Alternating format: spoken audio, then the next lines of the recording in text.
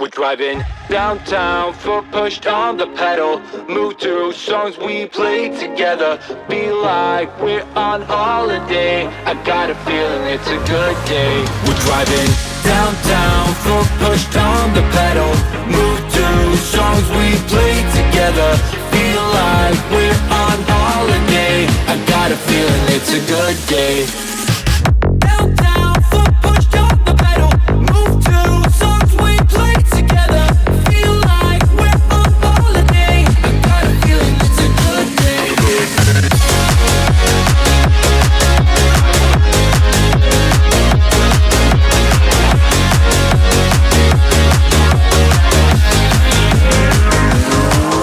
Let's go back to the days, down memory lane. Back to the times when our life was a breeze. Feel the freedom again, my mind was at ease. The sky was so blue when we rolled down the street. So, hey, I just wanna touch your vibe. I just wanna touch your vibe. Hey, I just want a good time, good time. We're driving downtown, foot pushed on the pedal. Move to songs we play together. Feel like we're on holiday. I got a feeling it's a good day. We're driving downtown, foot pushed on the pedal. Move to songs we play together. Feel like we're on holiday. I got a feeling it's a good day.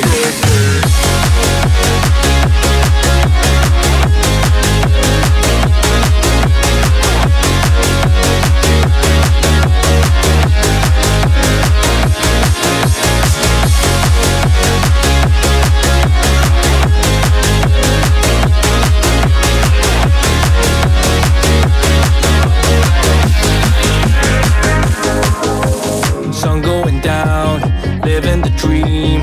Everything's clear, but the lines are the freeway. Let's do it again, like back in the day.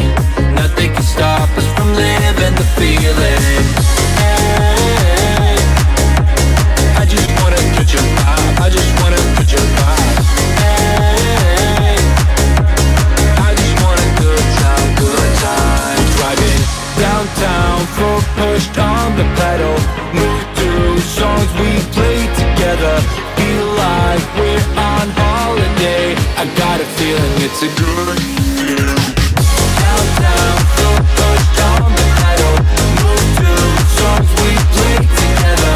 Feel like we're on holiday. I got a feeling it's a good day, good day.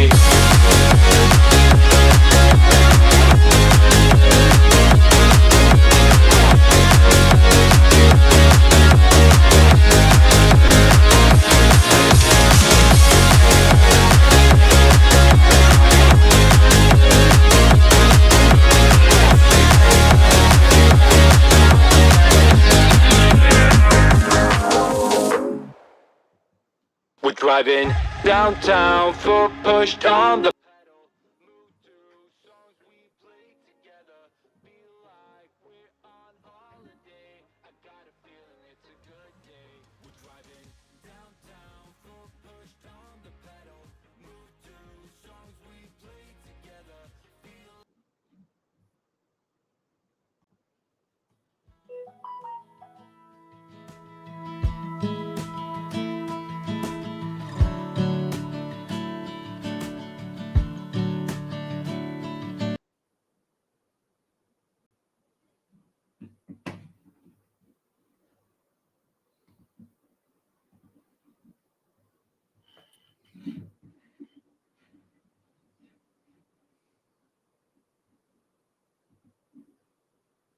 Target acquired. Eagle 1, first strike. You have permission to engage the target.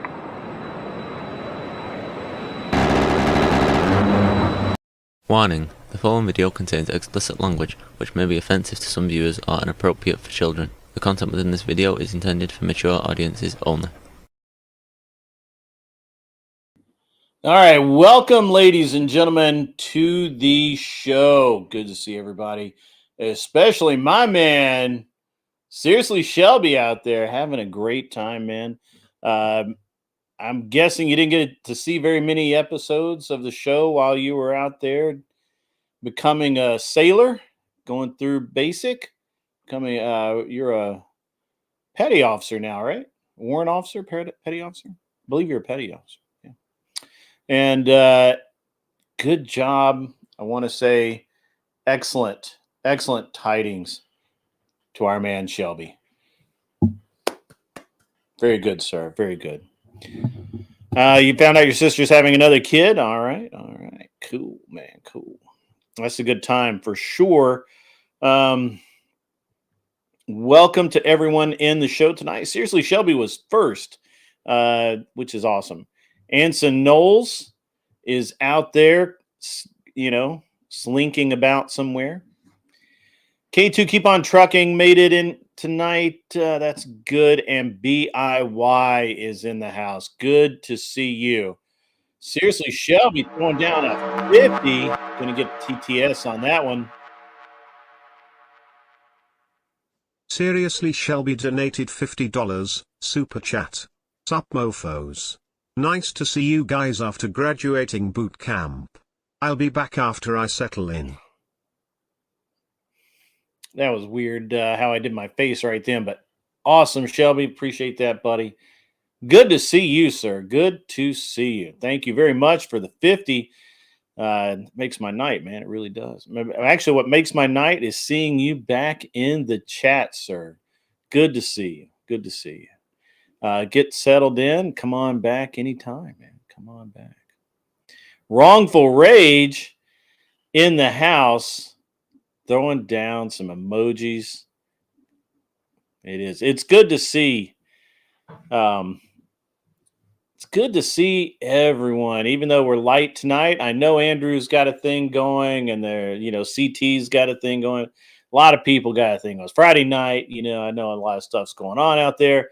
But for those of you who choose to be here, please know that I appreciate every single one of you that come in. We're gonna have a good show tonight. I really do believe. Normally, I have the music play longer. I have video. I'm working on a new intro video. The other video is it's almost a year old now, I think. What's up, Mikey Balls? Good to see you, sir. Got some exciting news coming up, things, to get done, glad to have everybody here tonight. I didn't put a tagline in the subject. One thing is I won't be on tomorrow night unless I start to show up late. It will be if I am able to make it on tomorrow night, it will be a late show. There's no real reason there. There's no real way around it. I got a lot of I have an event to go to. And that event starts, I think, at 6 or 7 my time. And I don't think I'll get back in time. So we will see. We will see. Although that might leave me some time to go over on the VK and, do a little battle over there. I don't know that I will. Maybe. We'll see. We'll see. I like VK. If you watch the debate with Andrew and Speakeasy and Neckbeard 1 and Neckbeard Jr., it was VK's tonight. That's right. I should go on VK later. We'll see. If you did watch that, you will know that Andrew and Speakeasy handed those two neckbeards their asses.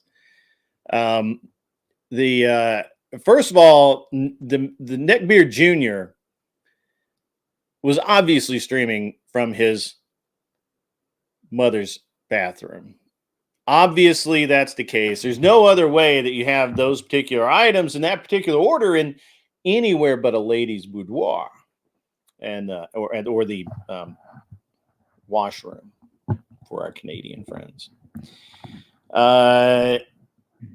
They took so many L's I couldn't count them, and man, it was rough going for those gentlemen last night. Normally I'd feel bad or something, but I just can't. I cannot feel bad because they brought it on themselves. They knew what they were doing. He did it anyway. He did it anyway, guys. So, yeah, it's good times. Good times. Tiki Tack, I see you in there, gingerbread person. That was the most hilarious. You know, they don't even use that drawing anymore. Like it's been proven so wrong. It's crazy how like this knucklehead was using, you know, literally like out of date information, out of date teaching manuals and stuff. Like it was just, why are you even here, man? Like I thought I would have prepared for this, right? Speaking of debates, Tiki Tack, you're going to have to hold it down over there on the Reverie. Not this Monday night, but the following Monday night, 2/10, February 10th. Be doing a panel debate. I'm not really sure I can say who or where yet, but it's going to be an ass whooping of ginormous proportions. I will tell you that I will be debating Ghosty, who Ghosty means well. Ghosty means well. Ghosty is what's the word I'm looking for here? Naive. She's naive. Or something. I don't know. So we're going to debate Ghosty. Yeah, 69 IQ, death warmed over, all that. I get that. Yeah, sure. So we're going to debate Ghosty, and we're going to debate this Niena or something. I think they're both like Wiccans or something. I'm not really sure. Not really sure what they are. But anyway, the debate topic is something that's so ridiculous, so ludicrous. Oh, she's a witch? Yeah. The debate topics are so ludicrous as to be just terrible. It's a terrible debate topic. Literally, it's going to be nothing but but emotional appeals and crying on one side, and it will be nothing but cold, hard logic and fact on the other. Logic and fact always wins. So, you know, should be fun. So, yeah. Anyway.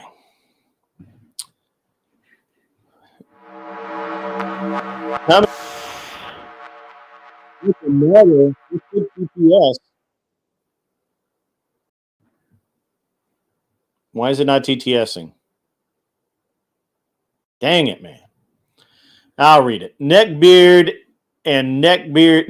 and Junior took so many L's they sat on them and thought they could catch a W. No, sir. No, sir, they could not catch a W. They absolutely could not. And the arguments that they had were really played. They were really terrible.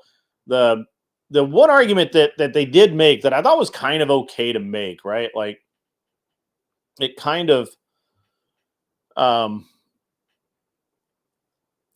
was the fairness in sports, right? Like if you could somehow match through physical testing, if you wanted to go through all of the nonsense to get actually, matched competitors, then yeah, sure.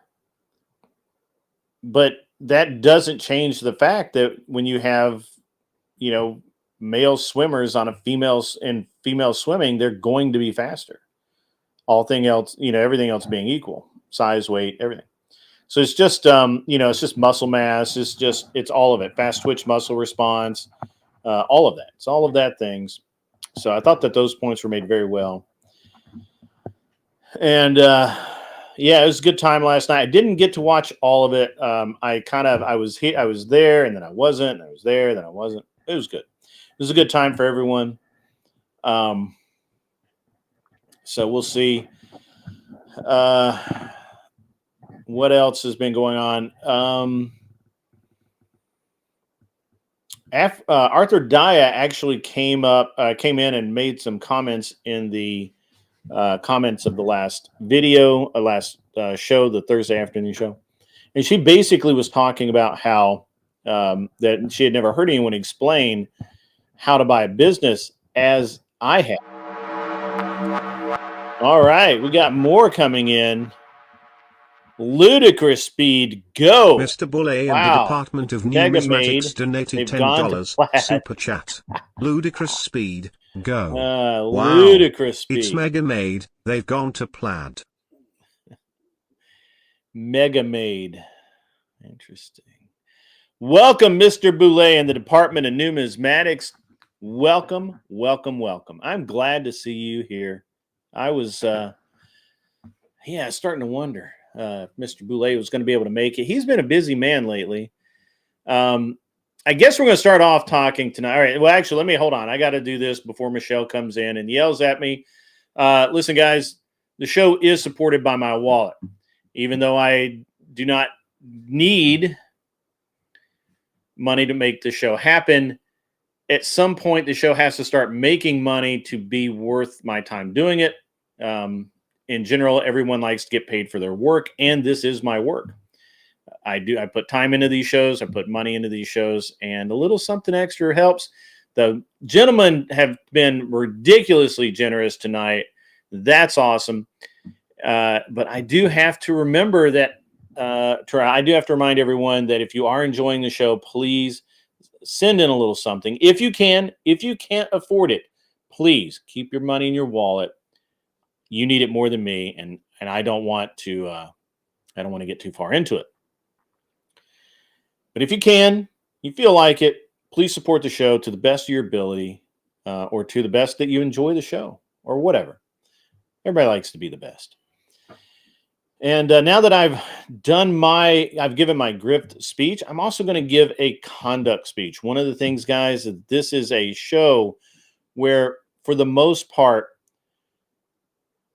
this is a discussion show. In general, while I will rage against people sometimes, for the most part, we just want really good discussions up here and in the chat. I've noticed the last few shows, we've had some people come in. Maybe they're new, maybe they're not. I don't know. They've not been the best comments. And while I normally keep a pretty, I try and keep the mods pretty chill. I'm about to, we're going to, if we keep having the drama in the chat that's not productive drama, and we know the difference. If we have people just disrupting the show, trying to disrupt the show through the chat, well, I'm going to have to let the mods go weapons free. And what that basically means is hair trigger timeouts, bro. I mean, it is what it is. I'm trying to be a nice guy. I'm trying to do the best I can to be a good host while I have you in my space.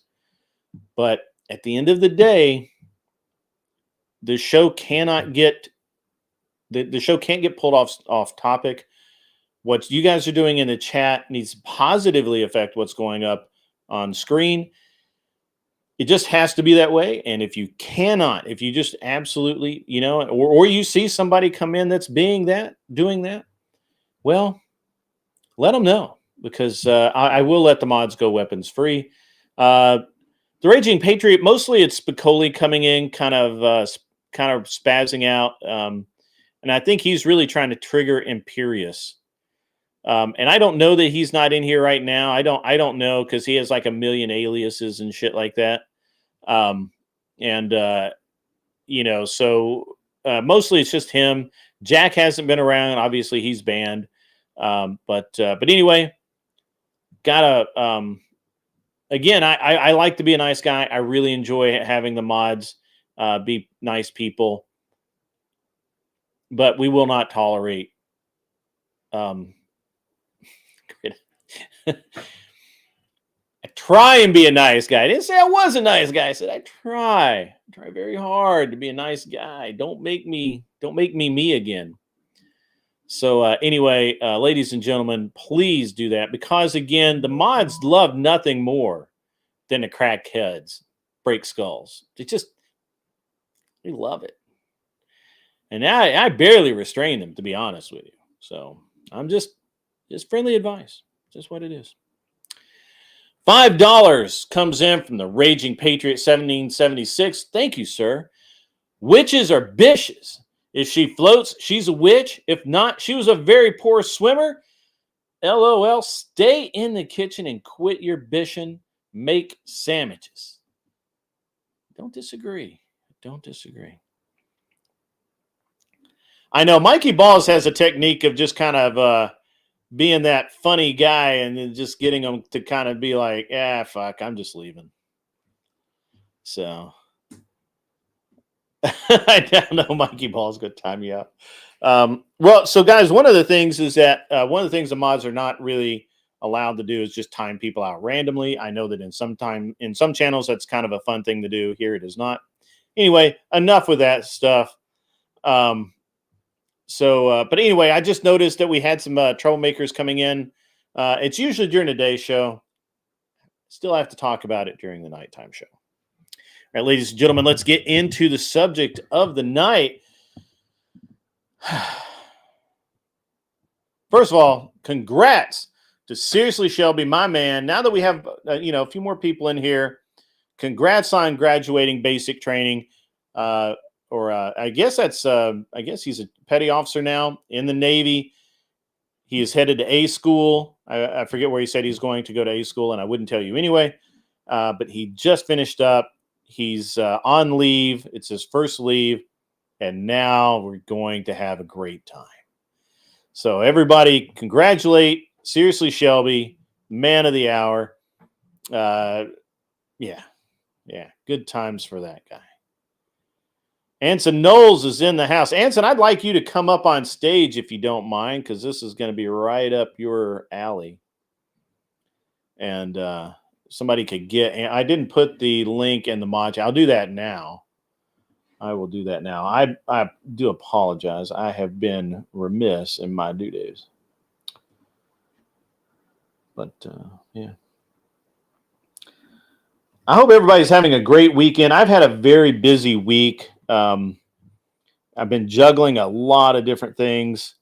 And, to be honest with you, I'm tired, man. I'm beat. I am beat like a drum. But, it is what it is.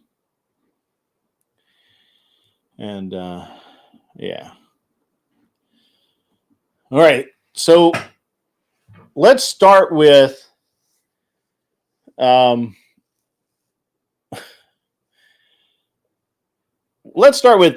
have you noticed that the amount of conspiracy theories out running around lately has just like tripled? And and most of them, people are just going off half cocked. The latest one I heard was that the female pilot on board the helicopter was a trans who had just written a paper on, or a letter or something like an article on how how mental health affected the trans people. Well, that's not true. The trans pilot has been located. She wasn't on that flight. It's just rumors. I mean, and it gets people all spun up and just really,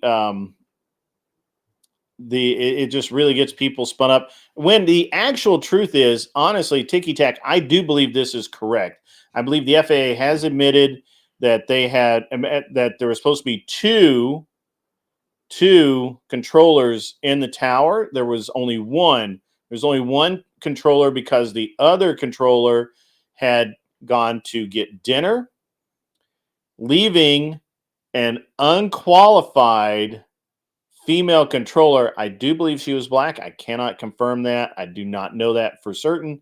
However, the FAA has admitted, at least tacitly, that means low key, they've tacitly admitted that it was in fact the DEI hire and there was a problem with it. So take from that what you will. So I've been haunting my pilot forums and message boards, and everything points to is that they had aircraft stacked pretty far out. They think the helicopter which turned right instead of left as it climbed out. It should have gone left. For whatever reason, went right. When it did that, it couldn't really see the aircraft in front of it, even though it acknowledged that it saw the aircraft.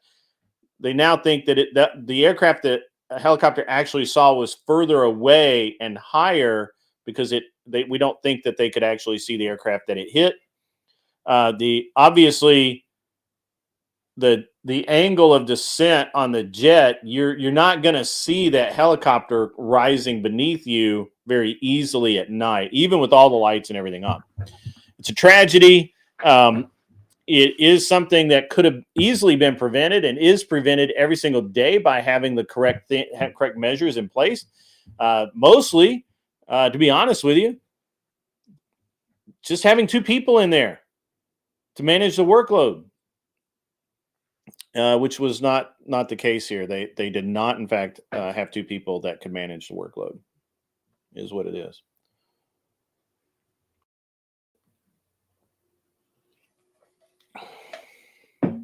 Now, I've maintained that all the 3-letter agencies should just be disbanded because this is what happens. We have DEI hires. We have procedures that don't get followed. If that was an employer and not a government agency, it probably would have gotten done properly, because you don't get to leave your workstation just when you want to. Hey, government employee, who cares? So the DEI hires, probably the problem. I think it's going to come down to once they understand everything and all the positioning, I'm 90% sure they're going to find out that it was a controller error. That's just the way it is. Welcome, Anson Knowles. How are you tonight, sir? Man, I'm doing all right. How you doing? I'm doing good, man. I'm doing really good. And it's going to be a great night. I can tell already. So, yeah. How's your week been, man? Man, it's been great. You know, I've been kind of getting back into following streams after taking a month or so off, a little more than a month, I guess. And yeah, I just, you were talking the other day about having to do something different, not get into a rut. Yeah. And so I took a break and read about 20 books. What'd you read? Well, I already told you, man. All vampire fiction. Oh, all vampire manga. That's not reading books, man. That's comics. Well, no, it was like 10,000 pages. Each book? No, all total. Like it was a lot of reading. It wasn't, it wasn't highbrow. Usually I read like economics books or history books. Aren't they mostly like black and white pictures with captions? No, this is there were no pictures. It was all literature. It wasn't. Oh, okay. All right. Yeah, all right, I got you. yeah. I'm not some kid or whatever reading a comic book. Or like you said manga, so yeah. It's highbrow manga. Highbrow manga. All right, that's cool. Yeah. What I have to ask, man. What's your take on the crash? You're a smart man. You're an educated man that works in government. No, I've never gotten a government paycheck. Don't slander me like that.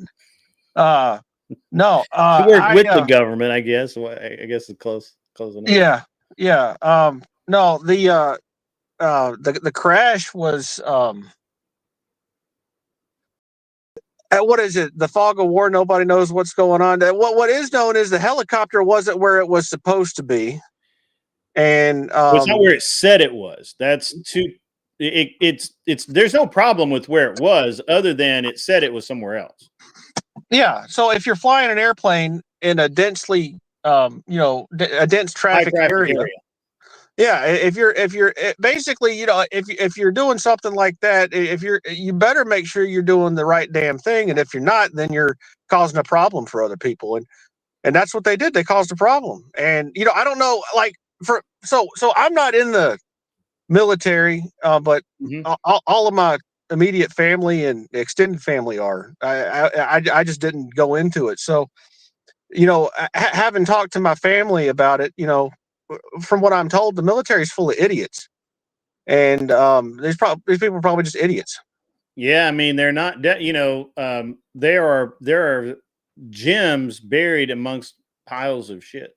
Yeah, yeah, and like seriously, Shelby, joining the military, he's going to increase He's gonna their go far. IQ. He's a smart young man. Yeah, he's going to double the IQ of whatever unit he's in. So Yeah, he's gonna go far. yeah, Okay. All right. I agree. I think the helicopter was out of position. I think it would not have mattered if there had been two controllers. They would have understood the positioning better, and they would have told the helicopter to move. Also, they probably would have had a better idea of where both aircraft were in relation to each other, and been able to divert the accident. However, there was one unqualified person in the tower, and now 67 people are not with us anymore, and that is a tragedy. yeah. Well, and it's loss of life, but in the grand scheme of things, airplane travel, commercial airline travel is extremely safe, and That's the first U.S. Crash with casualties in 10 years. yeah. 12 The years? reason why it's a story is because it's so rare. Yeah. Well, it's rare in this country. Yeah. Yeah. Welcome, John Mosman. How are you, sir? Good to see you. Good to see you. So we're gonna talk a little bit about something that tonight, Anson, that I know that you're gonna really enjoy, because you like to nitpick and huh? I like to joke, but yeah, jokes are in the nitpicks. What's up, man? What you got? All right. So have you heard of this Ross Albright character? Yeah, I'm familiar with him. Yeah, Okay. I was actually almost on the Libertarian National Committee, the organization that helped bring that to Trump's attention. Yeah. So what's where are you at on this pardon? Trump still needs to pardon a whole bunch of other people in addition to him. I mean, that was a So good pardon. you have no problem with the pardon? No, Okay. we have too many damn laws, too many people locked up for crimes that aren't crimes. That guy didn't do anything except run a service that other people who were committing crimes used. I mean, that'd be like locking up Mark Right. Zuckerberg for all the illegal stuff that's happened on Facebook. That's exactly what I said. That's exactly what I said. That's exactly what. This isn't going to be a very fun discussion. That's good. We're gonna agree too much. We need to find somewhere we disagree and argue. Oh, yeah, okay. Well, I mean, I'm sure we can do that if we talk for long enough. Like Trump should also pardon Edward Snowden. Yeah. Snowden did break the law, but he intentionally broke the law, but at the same time, it needed to be done. The people that he was reporting on were breaking the law worse, if that makes sense. And the American people deserve to know what was going on. Yeah, I mean, if your government's lying to you and basically committing a crime, which is what he was bringing up. I mean, the government's spying on its own citizens and collecting data on them, and they have this massive database that Edward Snowden had full access to because he was the IT guy for all of it. And that's the story, not that Edward Snowden's a criminal, that he uncovered what the damn government was doing. I mean, there are lots of people that should go to jail in the government before Edward Snowden does. Yeah, I agree. Do you think what Trump is doing right now, which is redirecting the FBI, firing the senior staffers and replacing them, do you think that's that's something that that has been needed done for a while? Yeah. Well, I mean, if you're the president coming in, you're supposed to clean house, and it's your executive Well, branch. he's cleaning house. That's for damn sure. Yeah, he's not going to make the same mistake he made last time, where he has all these other people working against him in the bureaucracy. He learned his lesson from last time. I'm surprised he's actually doing it. To be honest with you, I didn't have any faith in the guy.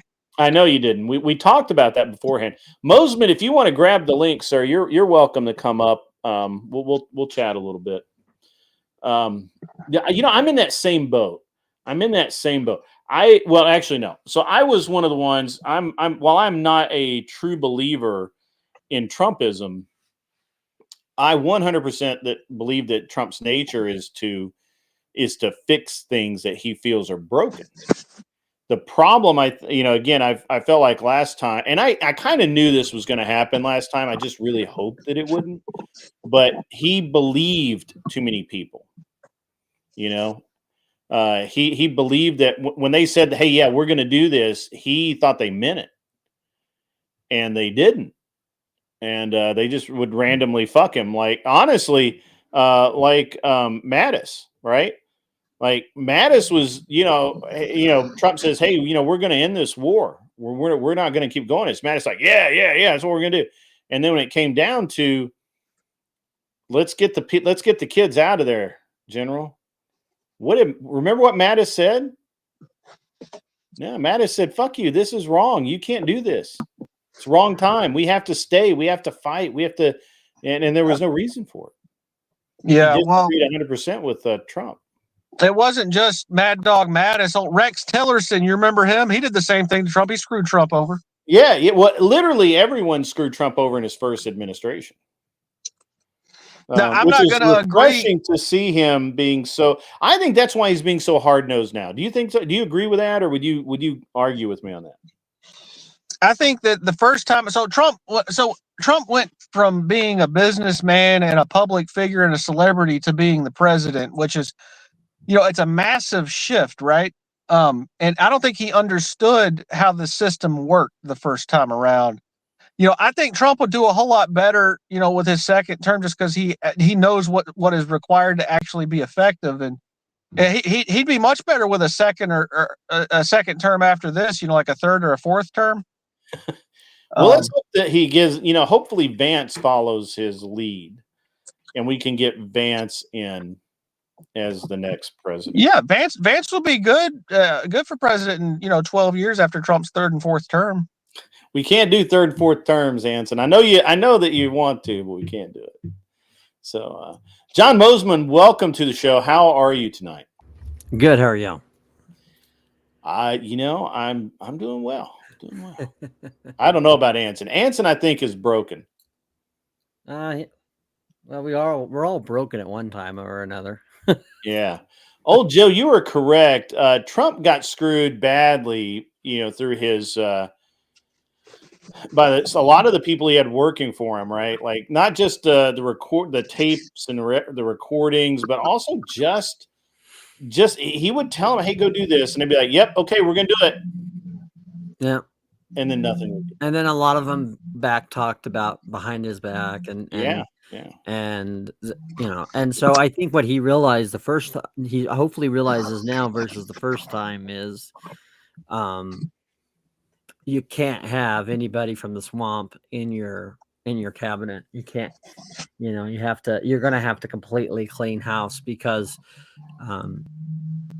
if you have an entire bureaucratic swamp thing that is living and breathing outside of what a duly elected official is doing or has been mandated to do, then so I think you're right. I was really glad that I didn't see another Mike Pompeo in his cabinet. Right. I mean, I would, I'm really,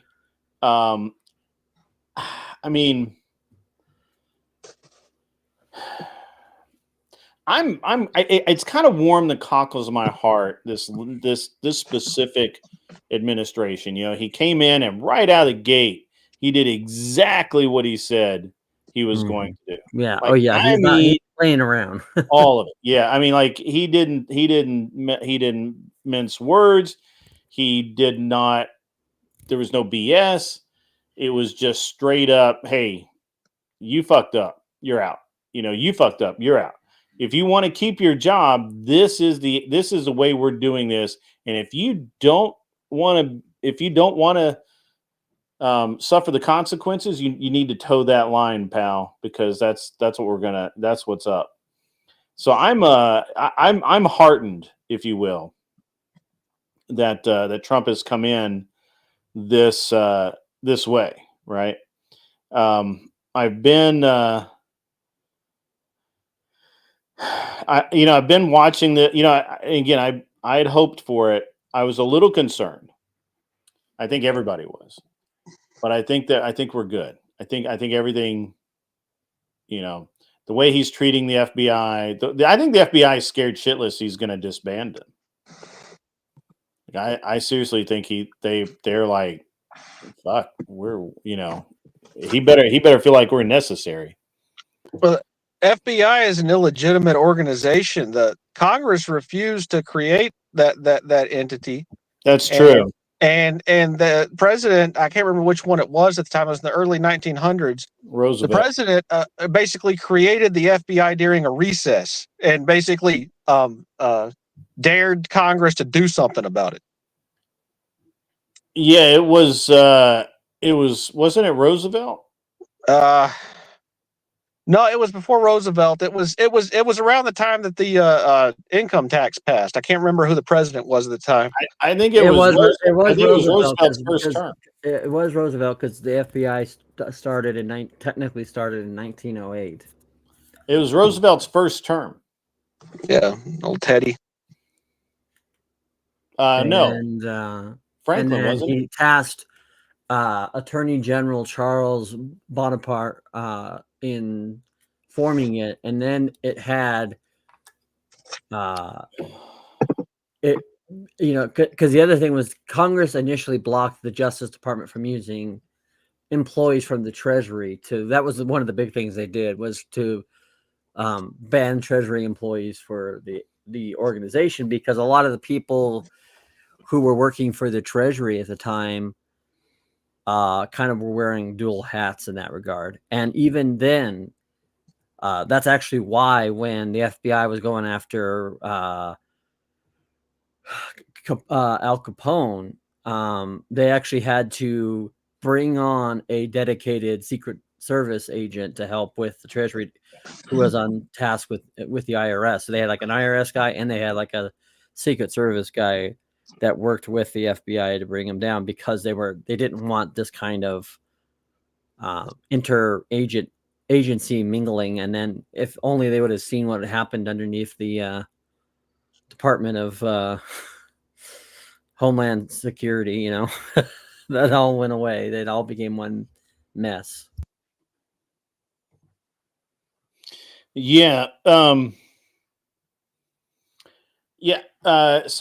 Roosevelt. But Hoover definitely made it what it is today. Well, Hoover expanded it. Right? Yeah, because when Hoover took over as a director in 2024, and that was because what's his name? I just had it. The director of the FBI had dirt on everybody. Yeah. So because when it started off in 1908 under Roosevelt, it was to investigate corruption in government. That was its original task. And that was one of the reasons why the Congress didn't want to have other people, other agencies involved, because they wanted the FBI to maintain a separate, independent means, right? And so obviously it didn't become that. And when J. Edgar took over, he got so much dirt on so many people that he was able to build this thing into the unconstitutional and terrible agency it is today. And it always has been. I think a lot of people are probably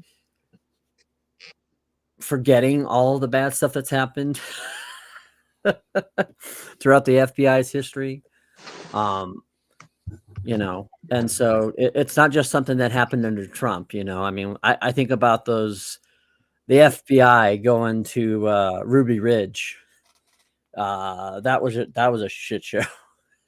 Pardon my French, but yeah. Yeah, but at that point, the FBI was under the direction of it was either Department of Treasury or fuck, who was it that that chick worked for? Oh man, now you're asking about who was the Janet Reno. Janet Reno, yeah. Yeah, Janet Reno went at she did Ruby Ridge and Waco. And they were after one thing, and they were after one thing only, and that was guns. Well, they wanted to prove that these people were a threat to society and a threat to the nation because they were survivalist. They were right. Well, and that they had weapons. They lived free of the country, and that's why. I mean, I do think there was probably some abuse that was happening with the Branch Davidians, but I don't think it was nearly as what they said it was. And everything I can find about that is just the whole thing was. And again, like the sheriff of Waco said, if they just would have given him a warrant, he could have just waited for him to go to the coffee shop and arrested him there, right? He was walking around town. He literally walked right in front of a sheriff's car. They have video of it. Yeah, and so like so this was not about and it's like the same thing that happened a couple of years ago with that guy in Utah, right? That threatened the president on Facebook, and the FBI went in there and basically killed him. He was a 70-something-year-old man living in Utah. He had said some pretty spicy things and I grant it that it was inappropriate for him to say the things he did. I understand it constitutes a type of crime, which it was, but anybody that would have done a serious job of investigating him really realizes this is like a 74-year-old man. He was harmless. He was just upset about the politics. And instead of giving someone a warrant or whatever, they just went in there. They scared him, as any man who's sitting on his recliner would be. Yeah. And then they shot him. And then the other thing too is they left his body out for people to watch. And so they made us. That to me is not just some type of oversight or some, Well, they have some special young men working at the FBI. Totally. Yeah. It used to be that the FBI and the CIA both got the best and the brightest. Now it's like they get the funk that's stuck to the bottom of the barrel. Well, and again, it's like anything with politics, right? So this is my overall thing, which is the people who are usually the most well-equipped, most well-trained, and best like psychologically suited for a job aren't usually the ones that are doing the jobs, and it's the same thing with government. The people who should be running government aren't running government, and the people who have no business running government are the people who are running government. So, yeah, that's why I've always supported businessmen running for office, whether it be Trump or even before that. Like I actually worked with Pete Coors here in Colorado for when he was trying to get in to I believe it was the Senate then. I don't know if you remember that or not. When Pete Coors, I don't remember. Anson, let me ask you, man. What? So what? I know that you've been busy back at work, and I know that you were in the chat the other day. I've been watching you. You're in the chat quite a bit during the daytime shows. How do you feel about how things have changed since the Trumpster has taken over? Have you noticed anything? Well, people have an undeserved sense of optimism. But in terms of the fundamentals haven't really changed at all. But I don't know. I guess in terms of like the manosphere that I follow and the like, I would say that there's gonna, and I've seen it a little bit. There's gonna be a little bit of a decline in the opposition to what was wokeness, because there's a sense now that wokeness is on its heels and it's being defeated. And this really isn't the time. And I think that people are doing this. That people are going to consider letting up a little bit, but it's really not the time. We haven't really won anything yet. Right. I agree with that. And so I mean, there's still a lot of work that needs to be done exposing the leftists. And I guess the only area of optimism that I have is someone like Andrew Wilson is expanding, and that's what yeah. I mean, I think honestly, I think the I think that he's actually getting some pushback from like the Daily Wire and those guys. Well, which yeah. is weird. Well, it's not weird. That's not weird at all. That's to be expected. The conservatives, I mean, Daily Wire are the court opposition. They're the allowed opposition to the left. They're within the Ivy League, the crowd that is allowed to be the loyal opposition. They're like the Mitt Romney. They're the Diet Coke of conservatism. They're not the whiskey. Andrew Wilson's the whiskey of conservatism. And so it's hard for them to swallow someone who is speaking about issues the way that you would have heard them on the right 50 years ago. And that's what Andrew Wilson does. He's bringing like what he did with Sinky Yeager in that debate the other night. That was not allowing the left to triangulate, not allowing the right to triangulate and move and allow these people who are leftists to sink their teeth into what our people should believe. Those people should be ostracized and pushed out of the left. People like Sink Yeager need to be pushed out of the right, and they need to be pushed out of the left. They need to just be gone. Well, that's an interesting.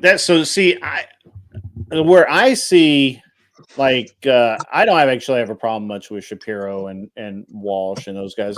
They're not as conservative as I am, for example, but they're in the right direction, and that's enough for me right now. I'm certainly not going to. I'm certain. I think that the conservatives. To be honest with you, I think conservatives are just too much of a bunch. I think they're too big a set of pussies. That if you are not exactly like me, well, fuck you, go away. I don't want to talk to you. You're conservative light. You're conservative heavy. You're too strict. You're too loose. You're too whatever. Fuck it. As long as you're conservative, I'm good with you, bro. I'm good. We're good. We're someone like Ben Shapiro would have been a Democrat 50 years ago. Yeah, and Donald Trump would have been a Democrat. I know. That's what I'm saying. Like, we've lost ground. Sure. And you can say, I mean, we can argue, I think, successfully, that the reality is that society needs both the elements of, if you want to call it, true conservatism, of patriarchal leadership, biblical grounding. With I don't care which version of biblical you ground in, just as long as it Christian. And that sort of thing. I think if we get to that, I think we're pretty good. But I think what is happening overall is a sense of, to be honest with you, I think there's a sense of just if you don't agree with me, fuck you, and that's it. And that's a problem in society. That's not a problem with. It's a dynamic that's happening. Right. And so what we're seeing on both sides, but I tend to believe I see it more on conservative. It's definitely more on a conservative. If you don't believe the way I believe, which is gatekeeping, right? Yeah, it's 100% gatekeeping. If you don't believe exactly what I believe, fuck you. And, like So for me, I look at this and go, okay, so there's a couple of things. Actually, hold on, I'm sorry, John. Yeah, no, yeah. And actually, Anson, it's exactly like the other day when Glenn agreed with every fucking thing Charlie Kirk said, and he even at the end agreed, yeah, his wife should have been the one talking about women leveling up. What I said was exactly right. Glenn just had to get his hackles up because he doesn't like Charlie Kirk. And that's it. There's no other, everything Charlie Kirk said was absolutely fucking right. 100%. And, Yeah. Well, and Glenn knew it. And at the end, he admitted, oh yeah, Charlie's right. His wife should have said that, but he's only solving part of the problem. No, he's not. He's solving his side of the problem. He's a fucking male. He speaks to men, not women. Right? Like that's not the fucking point. Patriotism and cope, bud. Glenn took all those. You guys were over there trying to give me L's when Glenn was soaking them up, and at the end, he admitted that it should have been Charlie's wife. Now, do I agree also? And I did agree at the very beginning. I said his wife should have been the one saying that. And Charlie should, probably not publicly. I wouldn't do that to my wife, but he should have called his wife out on it. We don't know that he did or didn't. So I would have called my wife out on it. So I watched that exchange with you and Glenn, and I had fun with it. But I know you did. But was that his wife sitting beside him doing the interview with him? That was. See, I didn't realize that was his wife. I just said she started out kind of talking about how women should act and not be sluts and be proper young ladies and all that. And then Charlie took over and he started talking about what men should be. And I honestly thought they were going to go back and forth. But she never really said anything else about what the women should do. Right?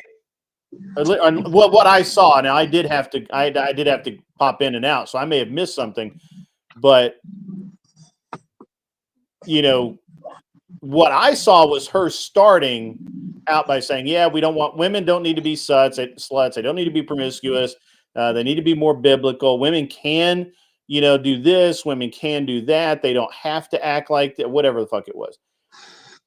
Well, then she tossed it over to Charlie, and Charlie's like, yeah, right. Yeah. Blah, blah, blah, blah, blah, blah, blah, and cope. And or actually not cope. He kind of soft-handed, a little bit of it. And then he rolled into women, you need to demand more of your men because, which I believe is true. I think that of their husbands, I do believe that too many women, when they get into a relationship, do not actually expect enough out of their husbands. And that's why we have all these girly men out there acting like fucking bitches, playing video games all day and wasting every dime that they comes into their possession. And that's why, I've seen this over and over. I've literally, like when he was talking about it, I was like, yeah, I know this fucking song. I don't think we're suffering from a shortage of women who are nagging their husbands and demanding things from them, Grid. I think that we're at a surplus of that. I think I disagree. No. I think I will disagree, and I'll tell you why. I will prove it to you. If women were truly nagging their husband, well, actually, pardon me. Let me rephrase. I agree that there are women that nag their husbands, and there probably are too many of those. I don't know, but actually putting men to the task and saying, hey, you can't go spend all the fucking money on a new Camaro, you cockbag. We don't have women doing that. We just don't. I don't know. That's not been my experience with the people that I know. The people that I know, the women are assuming the role of men instead of the other way around. Women are thinking that they're the ones that are in charge. The men aren't being mentored into. I don't think women seize that role. I think men hand that role off because they think they don't want to deal with it. Well, no, we've just been programmed to accept that women are equal, and we think that it's improper to tell a woman. I don't think women are equal at all. Yeah, I don't know very many people that think women are equal. Yeah, I don't know. I'm just coming truly equal, right? But I will tell you, I will say this. So, like my nephew, right? He's a perfect example of how to fuck up your life.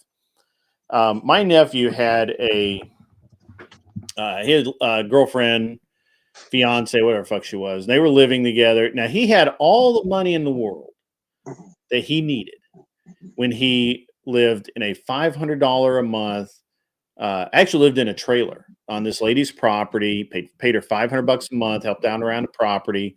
He had a beater ass fucking car. He had everything he needed, and he worked. He had a job at Nissan. He gets into this relationship with this girl. They start talking about, and I guess they had been in a relationship for years, and all of a sudden he wants to do better. And this was actually I'm going to give you the case of how Glenn would be right, except kind of roundabout. This girl never actually asked for anything, but she made her money, and she spent all of her money smoking pot. His money paid the bills, and he actually convinced her to buy a house, which I ended up buying to keep it out of foreclosure. They bought a new truck. Well, he bought a new truck. Well, they didn't have money for that. They didn't have money for that at all. So, she was she went in a rage about that, which I think that was fair, because he shouldn't have done that. He ought not have gone out and spent whatever $28,000 or $30,000, whatever the fuck it was, when he's barely making fucking rent or his mortgage at the time. Well, I mean, that's different. You marry somebody with a substance problem, and you're going to have issues in the relationship, no matter what gender you are. Well, they were both partying all the time. Yeah. They both, they'd have people over to the house. They'd have, just sit there. They have pictures of them on Facebook, getting drunk with their friends, having a big ass bonfire, all this shit. And literally zero responsibility on either side. She never told him, she never came down on him to be a better human being, go make more money. As a matter of fact, when his pussy ass decided that he didn't want to work nights anymore, instead of standing her ground and saying, hey, how much money are you going to lose if you don't work nights? She's like, oh yeah, baby, I want you home more. I want you. Oh yeah, this is great. This is fucking awesome. Yeah. I've had those conversations too, where I had to, make a choice between, appeasing the woman or making money. Well, he was appeasing her. He was taking the shitty ass way out, and she never told him, no, baby, we got to pay bills. Well, so they were evenly yoked then. They were both equally irresponsible. Yeah, I think she was. I mean, obviously, I'm biased, right? I think she was just complete fuck up, as in every single way. He didn't smoke pot, but she did.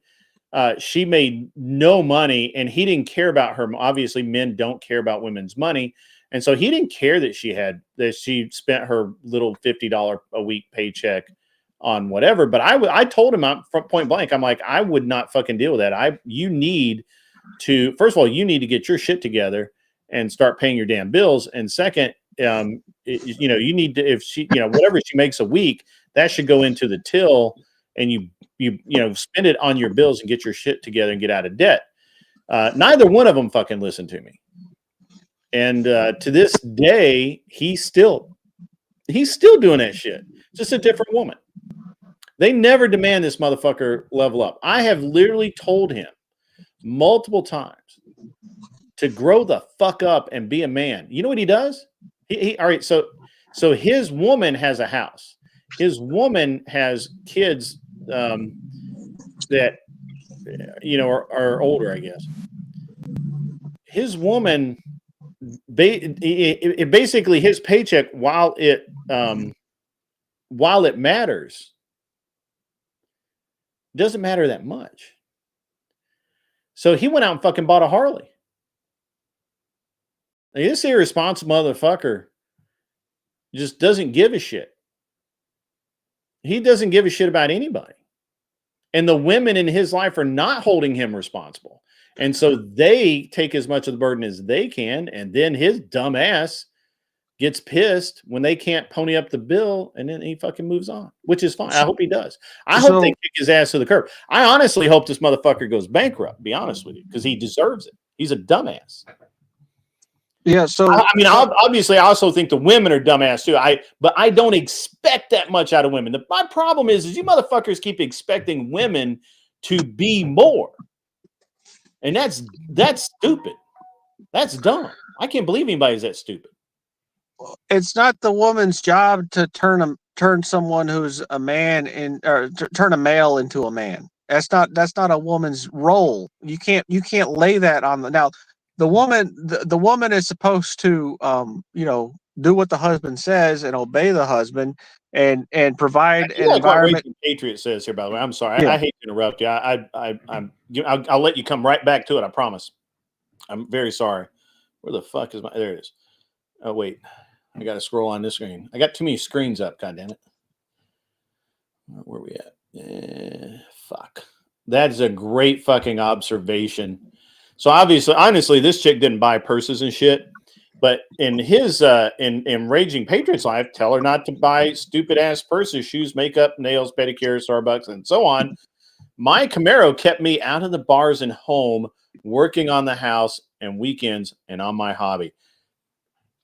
That's right. And men do that. Men actually do that. When women waste money, it's like it's a big deal. And a lot of men complain about women wasting money, and I actually agree with that. I think that both have to be financially responsible. But if a woman is married to a man and you are sharing your life together, and she does not demand that her man be a man, she deserves every fucking thing she gets. Yeah, they deserved each other, Grid. And so that's not the kind of situation that Charlie Kirk was talking about, though. That's something different. So Charlie Kirk was. That's exactly what he said. He said, "Stop playing video games. Stop spending money on stupid shit." Is that not the exact same thing? It's exactly. So the make your bed, be a man thing. Yeah, I get all that, but you can't force people into a position of being responsible who never learned it. I said this to Glenn too. I agree that men need to vet women before marriage, and women need to vet men before marriage. However, we've all seen it where once men get married, or at least I have seen this. You guys can comment and tell me if I'm wrong, but I have seen multiple men that are perfectly responsible human beings until they get married. The minute they get married, they literally change into kids that expect that their wife is now their mom, is going to take care of them and pay all the bills, give them an allowance, or what, maybe they don't even care about allowance, but the woman's going to take care of everything, and they can just go do man shit all the time. I've seen that over and over. And I agree. It's both of their faults for not vetting each other. But what Kirk was saying was 100% correct. 100%. 100%. Now I will, and I did say to start out with over there that his, now I know it's his wife. I did not know it was his wife at the time. His wife should have been saying, and men, you need to hold your women responsible, and women, you need to accept the fact that you're being held responsible. You're listening to a song solely based on what I'm talking about, getting shit together. Yeah, cool. You can talk, Mosman. I didn't know because you were cooking there, so I didn't want to get in the way. It's fine. So I think, and you know what really happens is Mosman, tell me if, and you, Ann, I know you have, Anson. Mosman, tell me if you've seen this. Exactly what Patriot's talking about. He tried to give her that life, worked 2 jobs, still in the end, he got cheated on. She got preggo while married to him. Her excuse was, I was there. I'm guessing that was not there for her enough. 2 fucking jobs and remodeling a home. You know what, man? I get that, bro. I get that. And that's tough, man. I know you guys have seen that, right? Yeah. I was cheated on. Yeah. That was my first marriage, though. Well, wait, I shouldn't be talking about my wives like that. Maybe my third wife will be better. But man, Raging Patriot, that stings, man. I didn't know that happened to you. That's just terrible, man. And you know what it does is for men, so men don't forget shit like that. We don't. We carry that shit. We carry it. You know. Well, that's been something tough though, you know, and that's what he's talking about there and what you're talking about. I've had to try and figure that shit out recently, where you have to stop and think, all right, my life isn't what it was when I was married to that person or when I was with that person. I have to reset, take stock of what my situation actually is now, Wow. and come in and let go of this baggage that I have, you know. And I don't know, man. I don't know if that's even possible. Like you're saying, men hold on to that stuff. They don't forget it. Yeah, men You know? don't forget that. You know, that's actually one of the things, man. I'm going to be honest with you. I've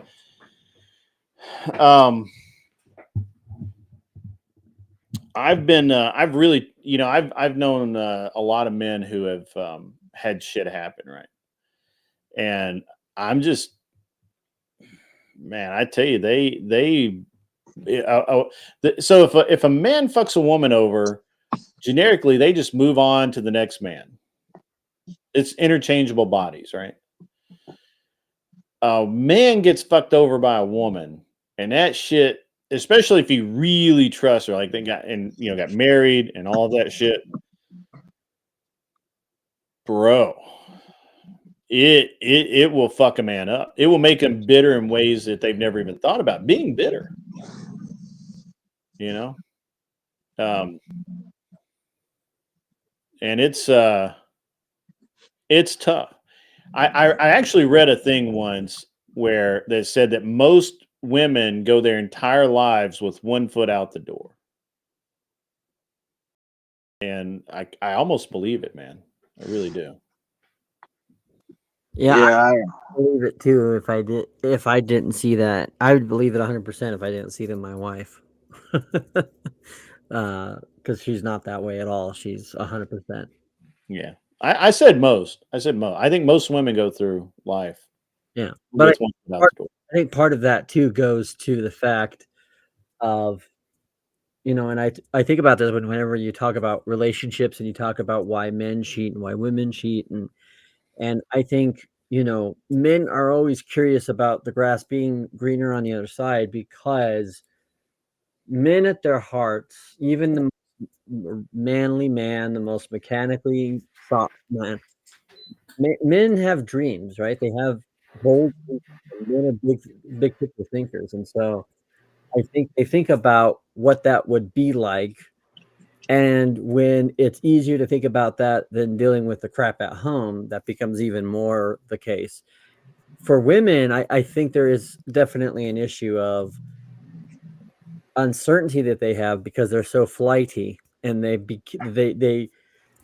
and security and stability is such an important thing. And so unless they are either completely committed and trusting in you and willing to give you 100%, or if you give them a reason. So I always say, men cheat because women have subjectified them, and women cheat because they don't feel secure in the love that the men give them. And I mean, and obviously a big part of that, like, is what you're talking about, Grid, which is the financial, physical support, right? The ability to provide a home, the ability to pay the bills, all those stuff. But whenever you get guys that kind of are a little bit immature or mama's boys, there is an uncertainty about them. And so I can't necessarily say that I blame women who would be like, I'm a little hesitant here, Well, a lot of it with the new generation, what you're talking about, Grid, is that there's a lot of men who are raised by women because of the way divorce is now. There's a lot of single moms, and they didn't have a strong male to teach them what it was like to be a man, and to be able to tell a woman no, or even set those boundaries with women. And that's a major problem, is that our culture has set it up to basically screw all these people over in their future relationships, because there's no scaffolding anymore for traditional families. So that's an interesting take, and I kind of like it. It's not, it doesn't fit 100%, but it's really fucking close. I like what Raging Patriot says. He's like that's why he taught himself how to take care of all aspects of home life. He's a bitter old man that needs one thing from women, and that's children. The rest can fuck off. So I got to ask you, Anson. You got you were cheated on, right? Yeah, that was a long time ago, though, in a past relationship, not the most recent one. Yeah, I understand. How did that affect you, and like where did you go? And you know what? And if you don't want to talk about it, man, totally cool. I don't want to rip your soul out or anything like that. But no, I'm curious because now thinking about this has made me really curious, Anson, because I know for me, my level of self-confidence and self-worth is so fucking high that even if my wife did leave me, even if my wife and I had an argument and she left me, it would sting, but I'd be okay. Yeah. But what I'm hearing from so many men these days is that it rips their fucking soul apart. And that's not being a simp. That's not being a weak ass. That's just real shit, man. And I'm really kind of interested to see, and if you want to share, dude, seriously, you don't have to talk about painful shit, but I'm really curious. I'm like, honestly, genuinely curious. Yeah. So I was raised by a single mom, right? So my the way that I look at things now, and Clovertack's right in his comment, and I can kind of touch on that in my response. Mm-hmm. But I had to basically learn how to be a man, and it was a really long and painful process through trial and error because I didn't have that model growing up. But when I was cheated on, I tried to figure out what I did wrong. Right. And because my model for relationships was codependency instead of being your own person and having your own individual self-worth and value, I was devastated. Right. So basically I did all the wrong things, did the marriage counseling to try and figure out how to fix the marriage. And then, after 6 months of realizing that, marriage counseling isn't actually anything that is functional or does anything for a marriage at all, I decided that it was just time to get rid of the marriage. And I walked away from it. She ended up divorcing me after I left. But, in order to deal with it, basically she cheated with a friend of mine. And then I demanded that one of your friends or one of her friends? One of my friends. Ooh. Yeah. And so that's a nut punch right there. Yeah. And the guy was a player too. I knew him for a long time. I mean, I guess I should have expected it, but I was young and stupid. But the end result was that, like I said, I tried to figure out what I did wrong in the situation and blamed myself a lot. And then eventually through the marriage counseling, I learned that she wasn't stopping talking to the guy even after, we were having all these problems. She was continuing to see the guy. And after 6 months, I was like, you know what? I'm done. I just can't. Oh, you left her. You told her. There's a break. Yeah, I left her. Okay, gotcha. Right. Well, no. Yeah, I removed myself from the situation because it was no longer a situation I wanted to be in. It wasn't tenable anymore, right? Okay, gotcha. Yeah. Gotcha. Yeah, and so there's only so much you can put up with, right? But that wasn't actually getting cheated on is simple.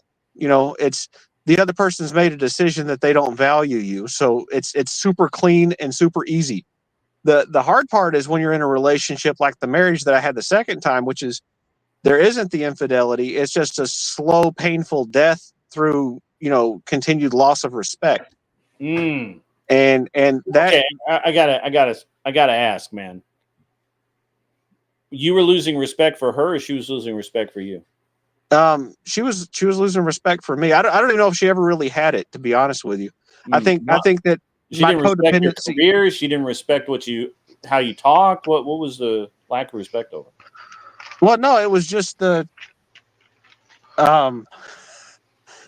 I think it's a temperamental thing, right? So when I got married to her, I didn't recognize the warning signs that I should have. Like she had the word obey removed from our wedding vows because she didn't want to say that she was going to obey me. Yikes. And see, yeah, and I didn't realize I was living in the feminist dream that, that's fine. There's nothing wrong with that. She doesn't have a to. feminist at this time. Yeah. Oh, when I married her, I was a vegan. I was a liberal vegan. What? Anson, you were a vegan? Yeah. How far you have come, sir. Oh yeah. No, but so I was drinking the Kool-Aid of the feminism. I was thinking, this is the way it's supposed to be. There's nothing wrong. We're totally equal. She can call shots just like I can. There's nothing wrong with that. She can tell me what to do. I can tell her what to do. It just never really turned out that I got to tell her what to do about anything. And after a long enough period of time of being told that I was working the wrong job or whatever, all that nagging you were talking about before that I don't think that there's a deficiency of. I just sort of, because you've been a feminist. That's our stock in trade. Yeah. So anyway, shit, I did not realize how far you have come. Yeah. Well, I mean, it was about a year ago, a little less than a year ago, when I found the manosphere. Prior to that, I didn't have any exposure to any of this content where I could realize that there were guys that thought the way that you do or Glenn does or any of the red pill guys. Wow. I've been doing this right at a year, brother. Yeah. That's interesting, man. That's interesting. So, Anson, man, dude. First of all, respect, brother. First of all, 100% respect.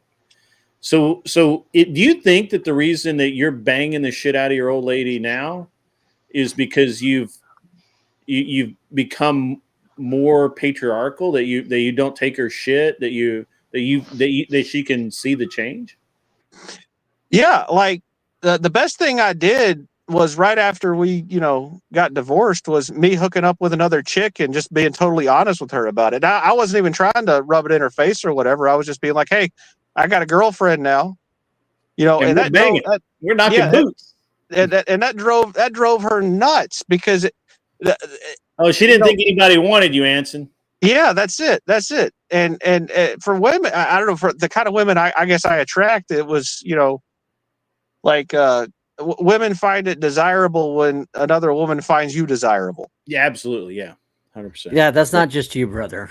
Yeah. That's literally everybody. I got to read this from that I put up from Raging Patriot. He had to grow up fast because he had to help out his mom with his younger brothers. I've been there, brother. Your dad was a trucker. He had jobs where he was home daily, nightly, weekly, and months at a time. He worked his ass off.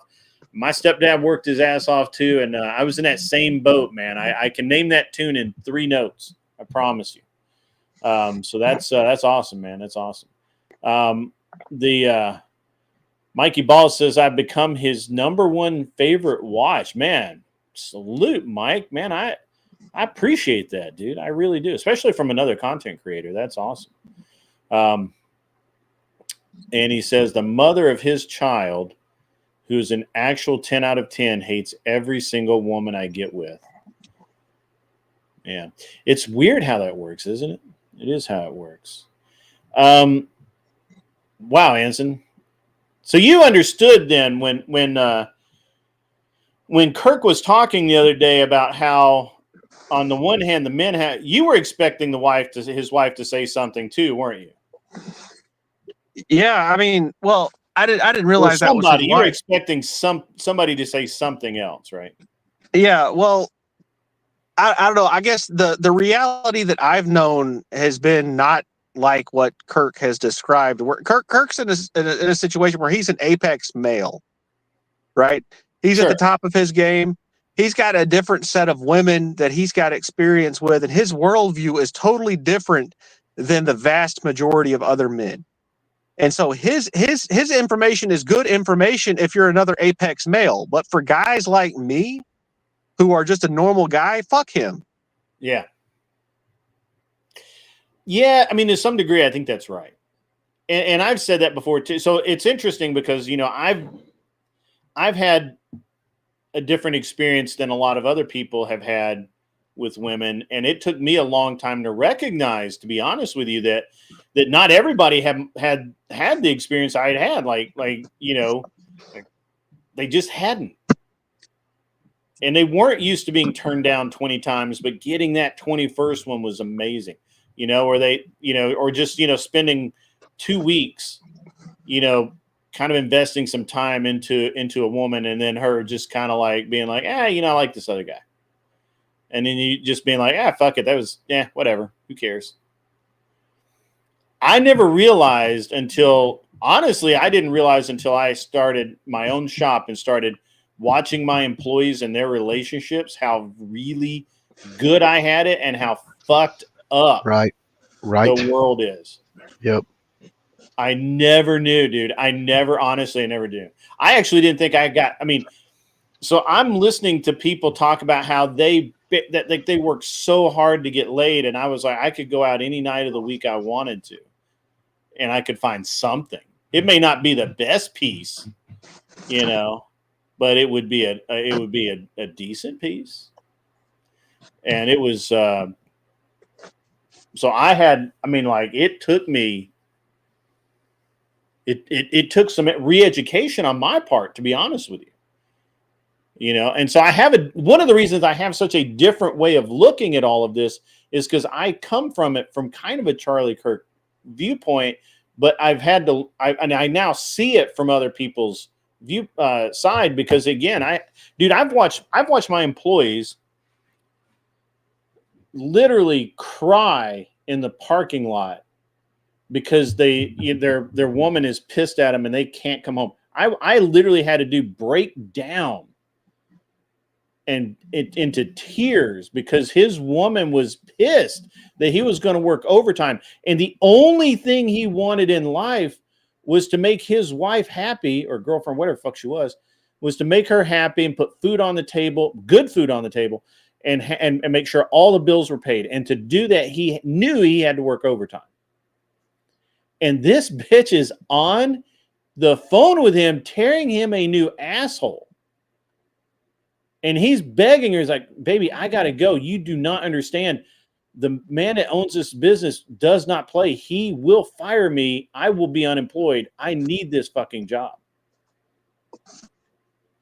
And I sat there and watched him for 10 minutes have this conversation with this dumbass woman yelling at this dude who his only thought was, I need to get this money for my family. Yeah, his mistake is he didn't just hang up the fucking phone. He did. That's exactly. I told him that too. I'm like, I don't care I don't know what your situation is, but any woman that's going to scream and yell at you for wanting to work and pay more is not worth you. You are I told him, I said, you're a good man. Yep. You do good work for me. You have a job here, but this shit cannot happen. And you probably need to go find somebody else. And I have to work late.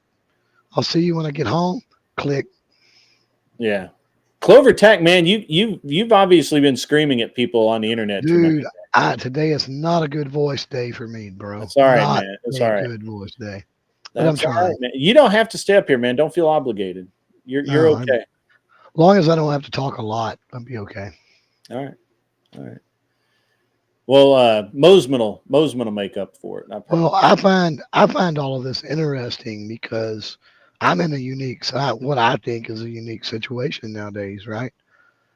And so, you know, to hear Anson talk and he's not alone. A lot of these other people, it's interesting to me because I'm trying to figure out, what did I do right, or what did I get lucky with? And then at the same time, what has society got wrong? You know, what is Anson doing wrong? What is are these other people doing wrong? Right? I don't know. Trying to find the common denominators, and you know, how do we get back to certain things? It's just all an interesting conversation to me. Yeah, So I'm let reading me- the chat, and the things that the men in this chat are saying it's nuts, man. It's great. Mr. Mister is talking about how he was dating this girl, and it says, ever seen a person care about bleeding from the skin from a simple shower, vomit 5 hours straight, or cry poison yellow tears? People think they have it hard. I would think that guy would be in just absolute pain. Oh no, she yelled at him. That is nuts.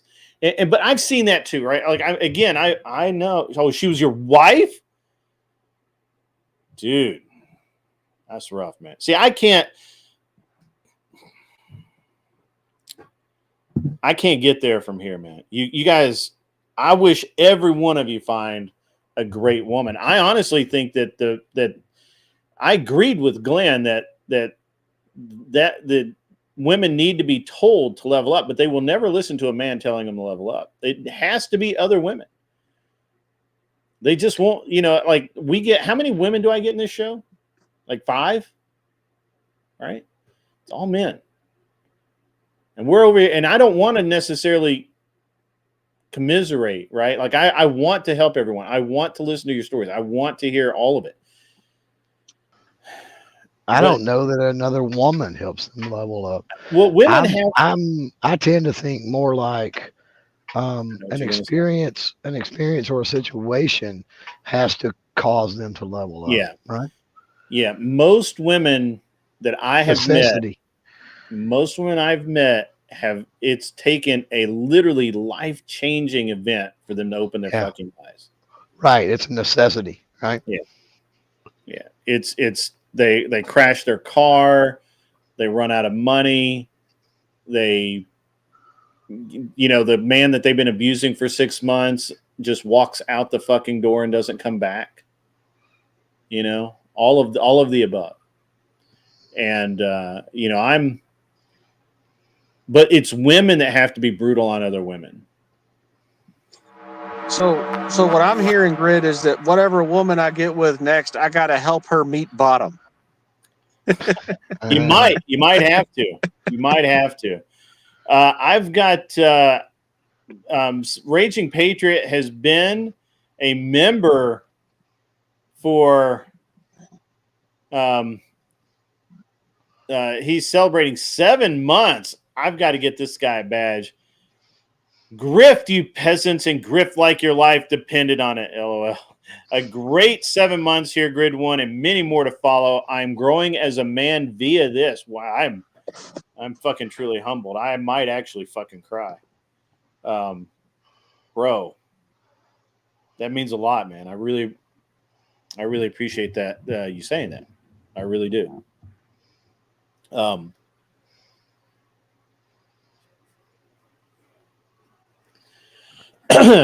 Kevin L says women have all convinced themselves that they are strong and independent and don't need no man, that they should raise their standards and must be catered to, or there's no need to be married.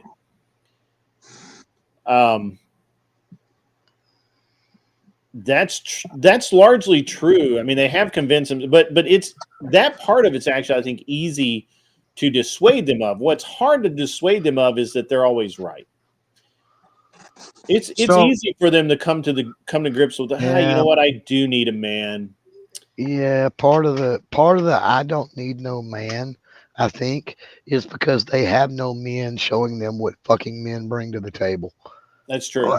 I think that is a component. I'm not saying it's the whole thing. I think you're right. I do believe that's a component of it. They get a taste of what a man brings to the fucking table. Yeah, they need a man. Or they get shown, like Anson's ex did, that another woman will value that man like they never have, and shit changes. Mm-hmm. Carney's right. Good to see you in the chat, brother. Good to see you in the chat. Kevin L., by the way, good to see you in the chat. Good to see you commenting in the chat again. I appreciate that. Kevin has been helping me out a lot lately. He is a good dude. If you own a rotary powered vehicle and ever need anything, Kevin is the man. He's awesome. So if you don't own a rotary powered vehicle, well, why don't you? Obviously, you don't hate your life enough yet. So, And if you really want to keep your wife at home, buy her a rotary powered vehicle. There, that way it'll break down. They can't go. Let's see. That's funny. Grids. Women are called chicks because they move in when the nest has been built. I don't know. I've seen women go through a nesting phase, man, where it's just crazy how much work they get done. I think you're right. I think you're right, Clover. I 100% believe that you're right. I think that women need to see how valuable men are to their life and how much, what the ad is. And they really need to see from different people's perspectives how life really works, because a lot of them don't have any example of that. And this is a problem I have when we say that men need to hold women accountable. I agree with that, but women need to hold other women accountable as well, because women do learn from other women, and that's who the person that's telling you that you're no good is usually some woman's girlfriend that thinks that you're a piece of, you're a sack of crap. And that this dude over here, well, he's on it. Mm-hmm. So let me just say this: I don't need no spend a ton of time on this. I'm sorry, Anson. Let me just really quick. Yeah. I didn't actually want to spend a lot of time on this, but I think this is one of the best conversations that we could have tonight. I think this is great. I think it's productive, and I think it's great. I do believe that men have it tough out there, and we need to understand how tough we have it. That doesn't mean that you lose attraction for women or you start treating women like they're pieces of shit. You recognize what you like and what you want and what you will tolerate, and then you educate the women that show any interest at all so that they become the woman that you want them to be. It's exceptionally rare, I think, to find a woman that ticks all the boxes. For women, I think it's easy. They find a man that ticks all the boxes every night of the week. But for men, we're tough. We're hard to buy for. We know that. I'm sorry, I interrupted you, Anson. Please go ahead. No, I was going to say two things. I'll do the second thing first. Chris Lestrange, I was on his stream, or I was commenting on his stream earlier. I don't know if you've had a chance to check out his channel or not, Grid, but it's really awesome. He's about 100 subs away from. I've been on his channel. I come over when I have time, and he's on. Usually he's on when I'm out doing stuff. But if I'm around, I'll go on his stream and torture him. I'll torture his guest and beat him up. Yeah, he's about 100 subs away from being monetized. I just wanted to mention that if somebody wants to help him get monetized. If you guys have not subscribed to Chris Lestrange's channel, it would be a personal favor to me if you would do so. I would really appreciate that. Yeah, and as for the first thing that I was going to say, the "I don't need no man" phrase, y'all were talking about here, so that was a near daily occurrence for me in my marriage for years, where I would hear that from my wife, and it is emasculating to have your wife say that she doesn't need you, right? And it was just a phrase for her that she had heard and repeated, because women are followers. They hear something, they don't think about it, and they just, well, not just women, a lot of people are that way. People don't realize that their thoughts are things that they hear other people say, and they don't separate the fact that the voice that's in their head isn't actually them. It's just the damn voice in their head. You're the observer. You're the person hearing the voices. You're not the actual voice in your own head, And so hearing that "I don't need no man" every day, that was one of the things that really taught me that I wasn't being respected, because one day I just sort of snapped and said, "You're not saying that anymore. You're not saying that around my kids. I don't want my kids thinking that that their mother thinks that the man of the house isn't needed." And the fact that I had to say that, what is it that's wrong with the culture that's gotten to the point where women feel like that's a normal thing to tell their husband?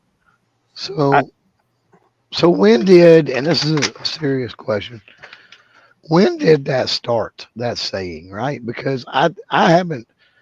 My wife will say that occasionally, but it's in jest, right?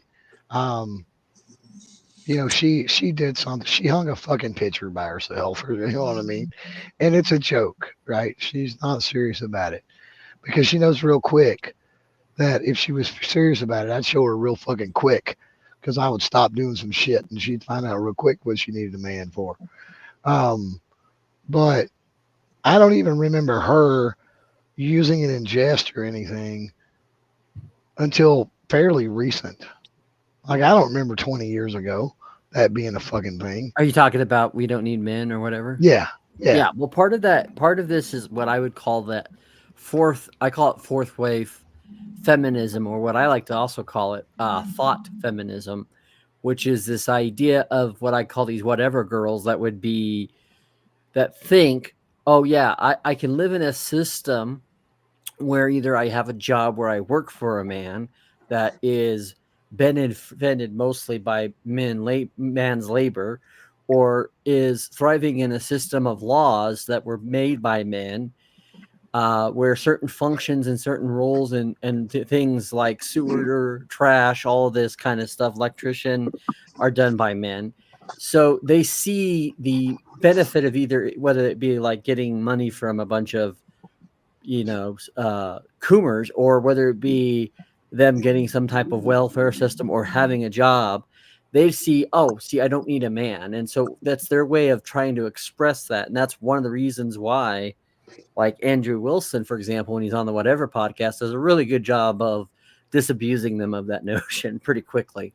But it's an idea that kind of comes around. And I think a lot of it also comes around the idea that there's a lot of women nowadays that will have children and either have it through artificial insemination or they'll go through some type of loose guy. And it's a pipe dream, but it's women saying we don't need men acting like men, and we don't need men in marriages, and we don't need men as father figures to our children because we can do it. We're independent woman. That's basically what it is. But it's wrapped itself around this really naive idea of how systems in society works.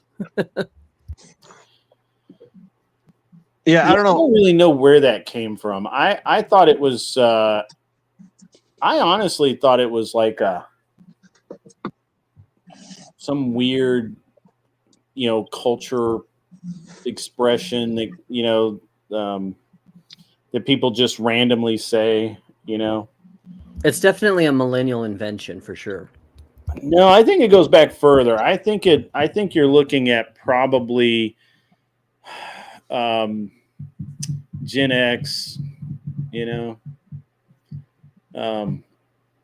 we maybe the tail end of Gen X, where we had, when I was coming up, I actually remember hearing when I was probably a teenager that, Mikey Ball, there's probably was black chicks. I don't need no man. I don't need no man to help me. I'll fight my own fights, and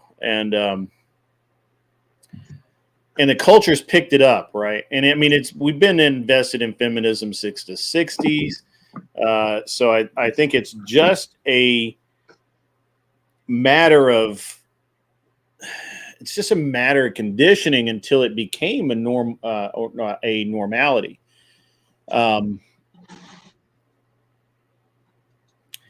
I think what we have really going on right now is the idea that these fringe elements, and these are really fringe elements. I want to say, people that do actual artificial insemination in vitro when they're single is like a ridiculously low number. Women that adopt children that aren't theirs to raise, also very low number. Most of the time when women say this, they say it to a man that they need to reassure themselves that they don't need no man, while they need the man standing in front of them. It's a coping mechanism, if you will, because they know that they need to ask that man for help, and that woman knows that without the help that men are going to give her, No, Grid, I think it's worse than that. I think the women Well, I'm trying to have be heard nice. it so much. The women have heard it so much, and the women have heard it so much, and they've repeated it so much, and they've heard it on social media. God knows how many times now. They feel like they don't actually need a man because it's an automatic thought that they have. It's not a cope. I think it's worse than that. No, I agree with you. I agree with you that probably there is a large number and probably growing number of people that really do believe that they're not going, that as a woman they do not need men, but generically they're saying they don't need men to men that they need. Right. And then the other thing is that I think they're trying to do it. So there was always a notion, I think, that women had this bargaining chip, and it kind of still is the case, which is women who are either because they're extremely attractive or because they're extremely loose offer the ability for men to have a very gratifying physical encounter with them, and then also women having the ability to have children. So they've had that type of quote unquote leverage in society. And what I think that, and so I think what this is a further utterance of it, but it's more of an idea of saying, look, you think I need you, I don't need you. So I can go ahead and have unrealistic expectations of a guy who makes $2 million a year going for a girl that's like a 5 or 6. I don't need. Interesting you and say that's their way that. of trying to bluff you out. Yeah. I bluff you on that. So it's interesting you say that, because I've actually I actually have kind of watched this happen over and over and over again. There's what's the word I want to use here? There's this mentality, if you will, of how men, especially young men, really what's the term we'll use here? They put the pussy on a pedestal and they ignore everything attached to it. And you ever watch that movie Ferris Bueller's Day Off? Mm-hmm. There's a great line in it where Matthew Broderick looks straight at the camera and he says, Cameron's probably gonna marry the first woman that lets him see her naked.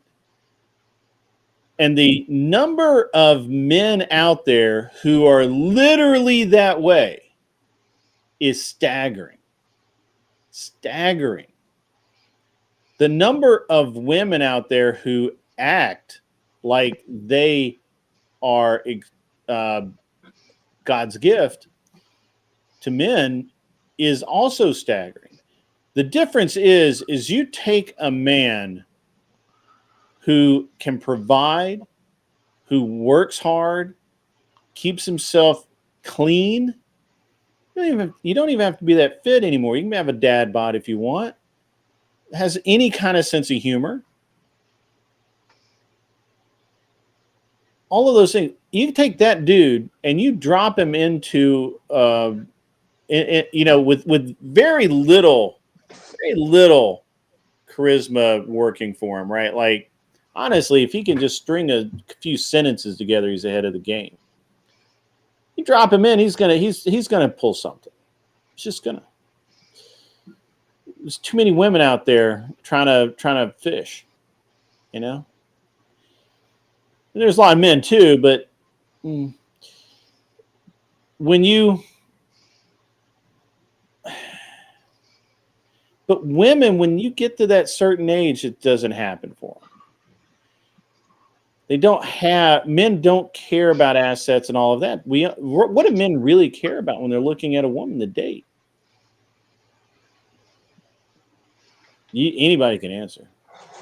Well, not you, Mosman. You're married hardcore. I'm kidding. You can answer. I was being funny. That was funny. Yeah. Anson Knowles is texting his ex to arrange their hookup for the night. No, not tonight, man. I've had enough of her. I'm taking some personal Some time. sick time. You put Anson's taking the sick time. Yeah, I don't need that anymore. I get it when I want it. Yeah. See? And it's, I don't know, man. I just, the thing that women, I guess the interesting thing is I think that women's idea of what they find attractive changes over the years, but men's really doesn't. We still want young. We still want pretty.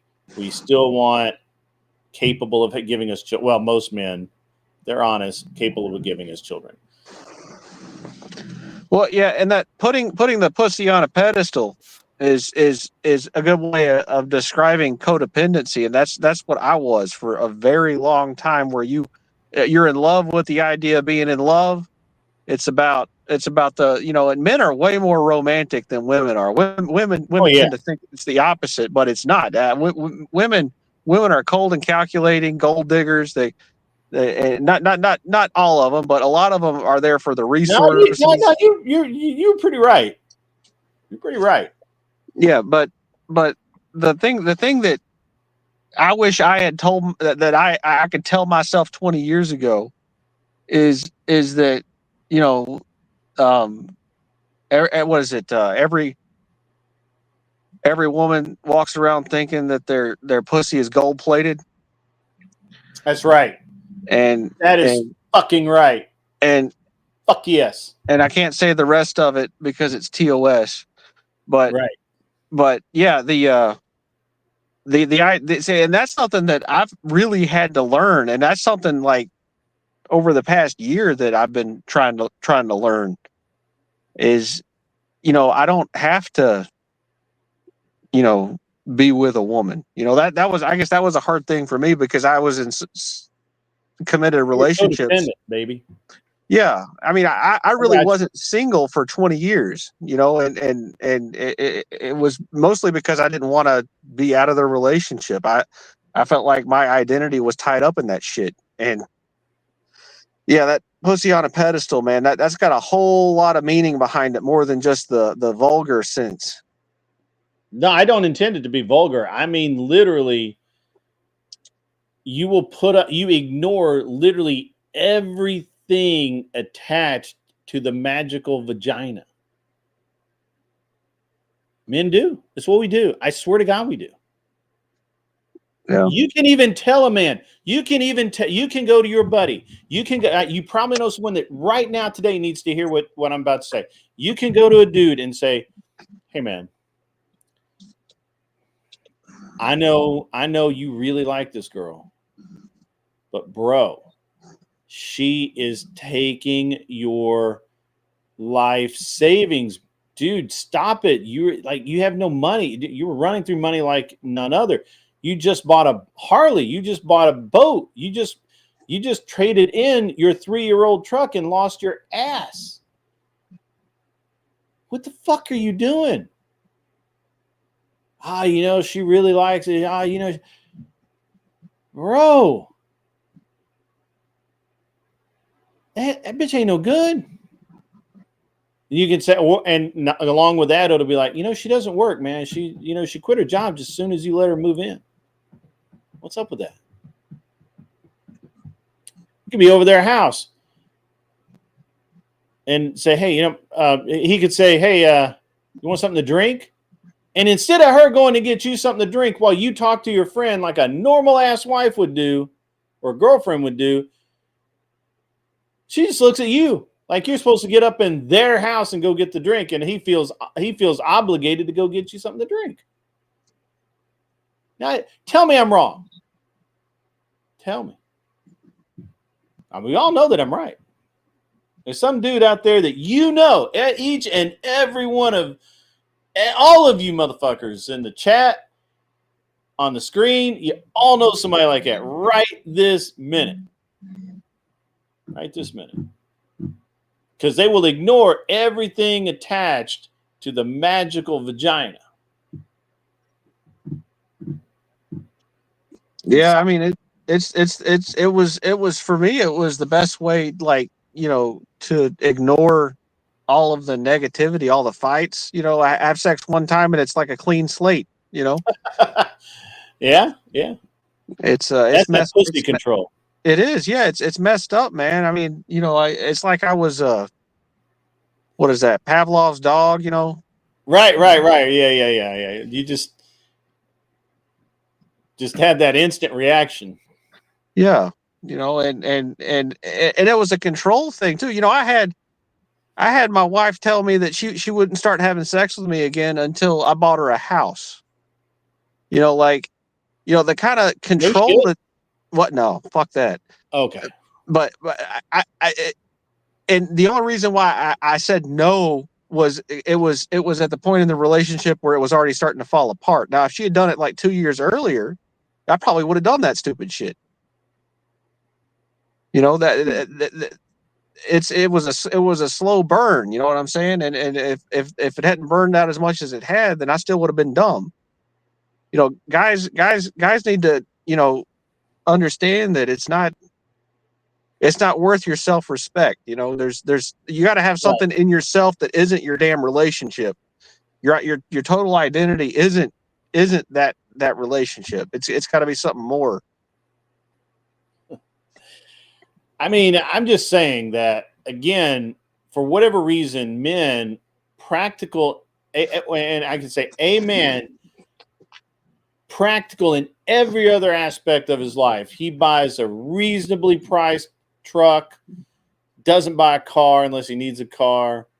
He owns a nice house, but it's not too nice. He can afford it easily. Even if he has to go a couple of months without pay, he's got it. He's got some savings. A man that is perfectly balanced in every other aspect of his life will still accept a train wreck of a woman because that pussy's magical. And they forget everything that's attached to it. They forget all the disharmony, all the angst, all the anger, the 3 a.m. calls while you're out with your boys. Hey, who the fuck are you fucking? What's wrong with you? Why aren't you here with me? And you're like, I'm on a camping trip in the fucking wilderness with me and 4 dudes. Ain't nobody getting laid tonight. You know what I mean? Like, unless you can't quit that person. Right. But I mean, but literally, men will ignore all of that. Right? We've all seen it. We all know that guy right now. If you think about it, we're like, oh yeah, fuck, David is like it, motherfucker. Yeah. Yeah, but here on the flip, like I said, women will ignore obvious warning signs and shit as well. And like, I don't know why that is, but it's like I said, they'll put up with men not being men, right? That is for them true. It's not the pussy for them, right? It's the leadership and the men being men, maybe, or something that I don't know how to explain it. Maybe you understand what I'm saying. Yeah. And actually, K2 says, Grit, I bought a new truck in 2022, got a starter home when I went full time in 2018. He's like, that was me. Wonder Dog, I think he retracted this, but I still have. It won't let me show it. That's okay. Wait, there we go. Is it showing? It won't show. Oh well. Got it. Is it?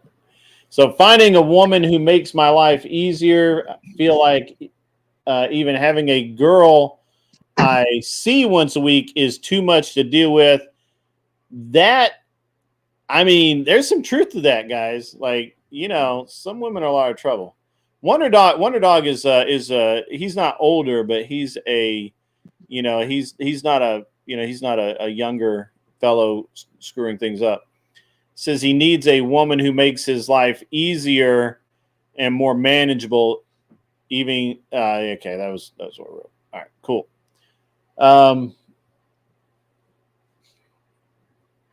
What do you guys think? I've said a lot. I've been talking a lot. What do you guys think?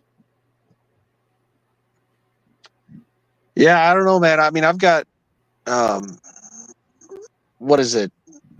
More experience with women.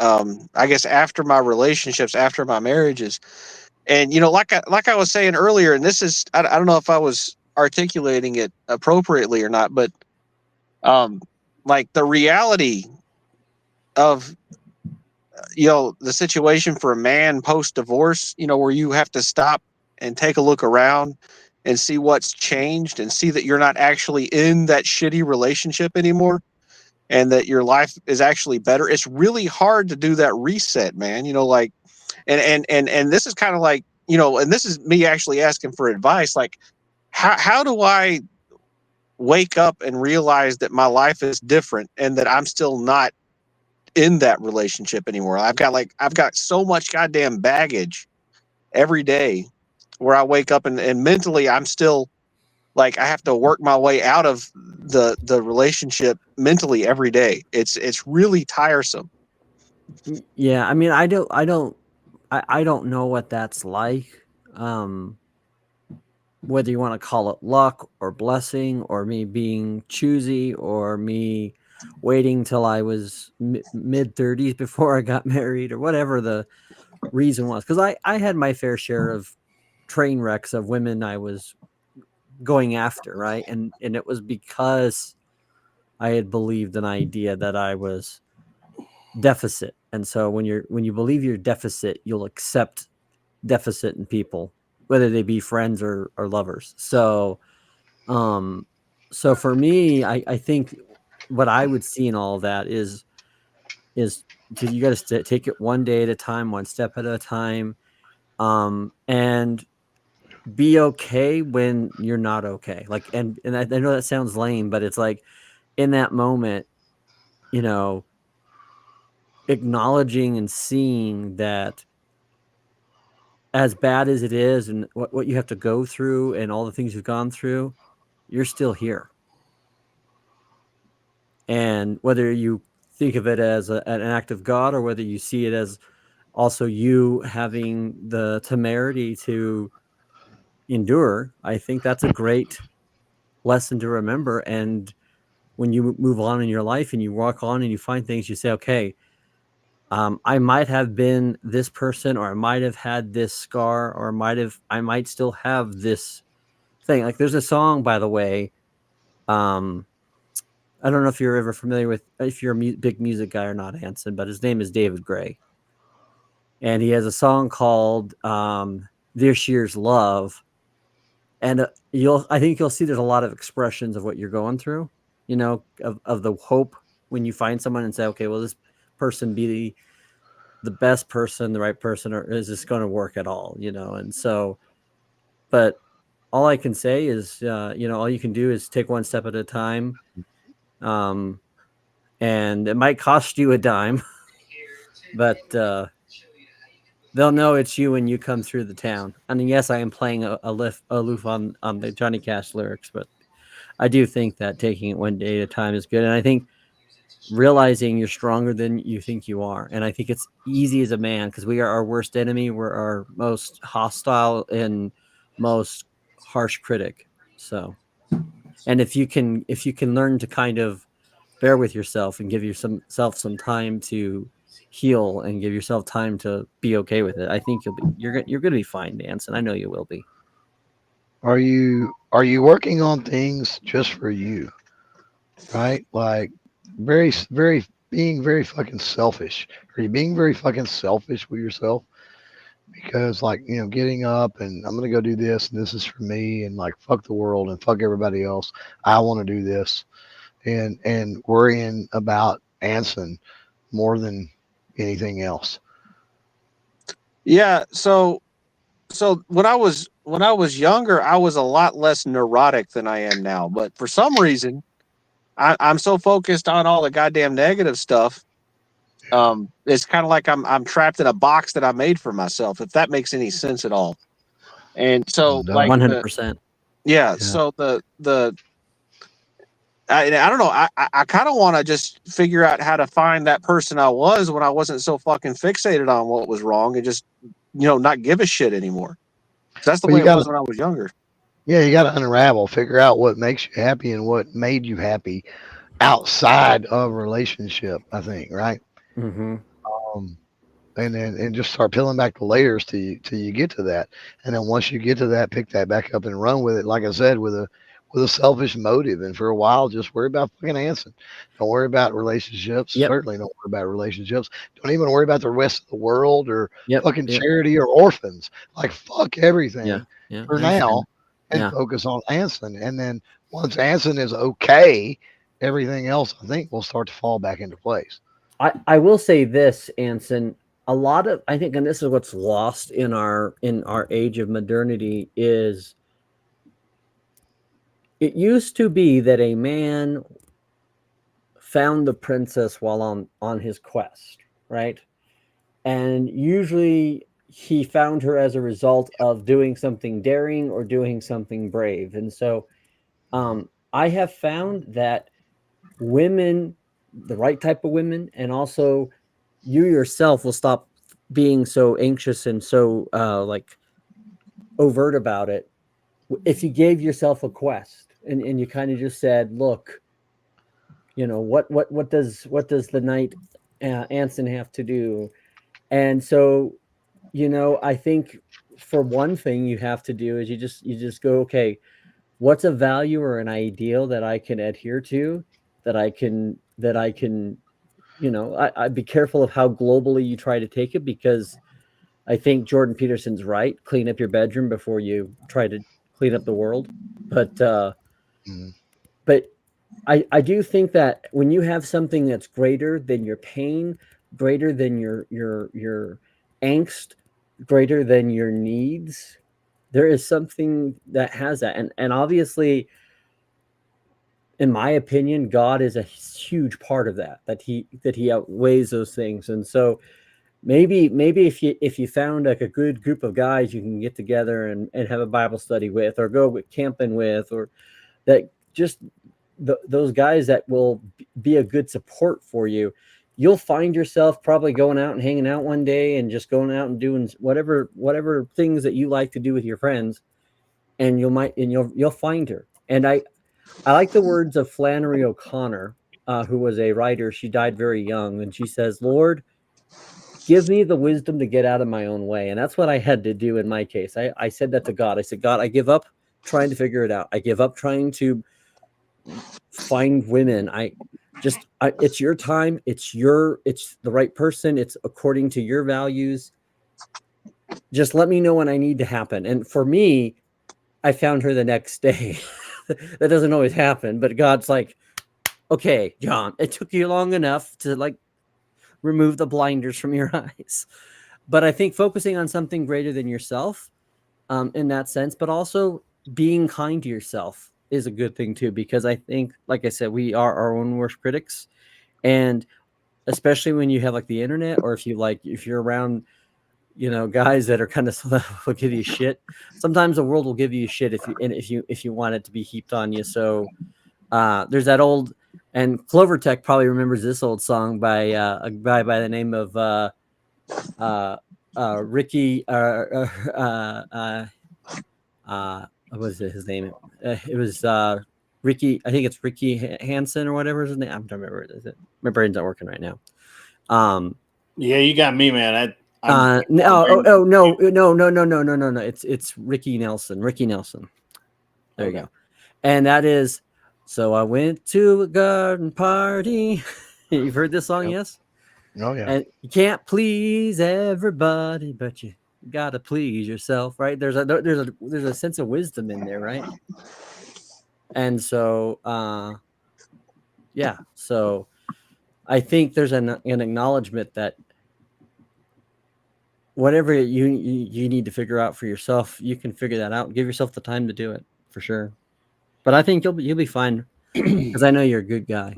You got a good mind and you got a good heart, and that's what matters. Wonder Dog says he doesn't know how to farm. He just bought land because he thought it would.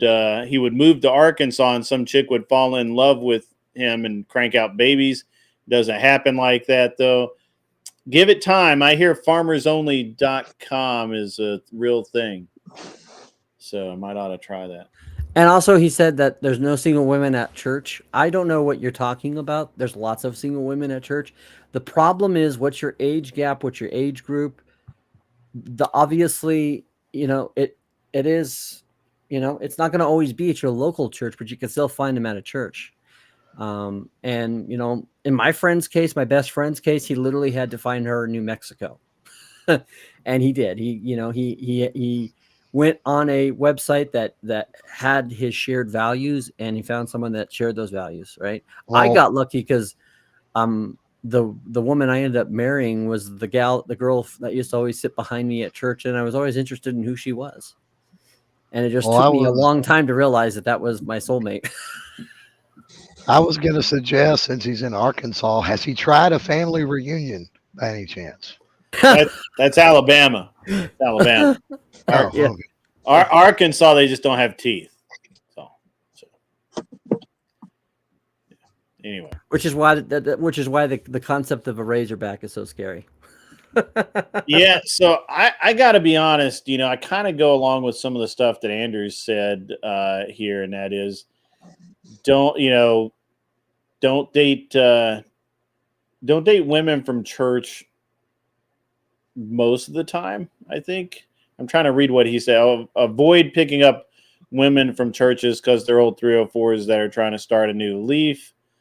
I don't know about that. But I do think that if you try to date in church, it can get weird, and then you have to leave the church. And it's kind of better to meet outside of church and then go to the church. And then if you break up, then you have a better fight on your hands to stay in. And not necessarily your local church, but my point of in the church is that there are single women. Oh, in yeah. churches. There's tons of. The thing is, there's tons of women out there, more being made every day. So you'll be okay. You'll be okay. What do we think? Are relationships built from within social groups and social circles? And I'm talking about solid. I'm not talking about people that go out clubbing or whatever. I'm talking about community style groups. Your voice arrest one. Mr. Boulay in the Department of Numismatics donated $10 super chat. Dick Insider. A tasty brew by Tactical Soap, a Grondike soap company. Arguing with the wife. Win the fight by filling her up with your Dick Insider. Proudly brewed in you did. Manshank, Ohio. Proudly brewed in I got to get the character limit set up so that you can't go over the character limit. And I guess it goes to what church you're going to. If you're going to some liberal feminist church. Thank you, Mr. Boulay. That's like, come as you are kind of thing. I went to a church that has very traditional values and standards. So, shocker, I found a woman with very traditional values and standards. So, not all churches are great. That's why I always tell people, and I make the good joke. I said, well, you don't necessarily have to be Catholic, but if you could find, there are some good Catholic girls out there. There's something about this kind of social construct that comes from very deep-rooted liturgical and conservative churches.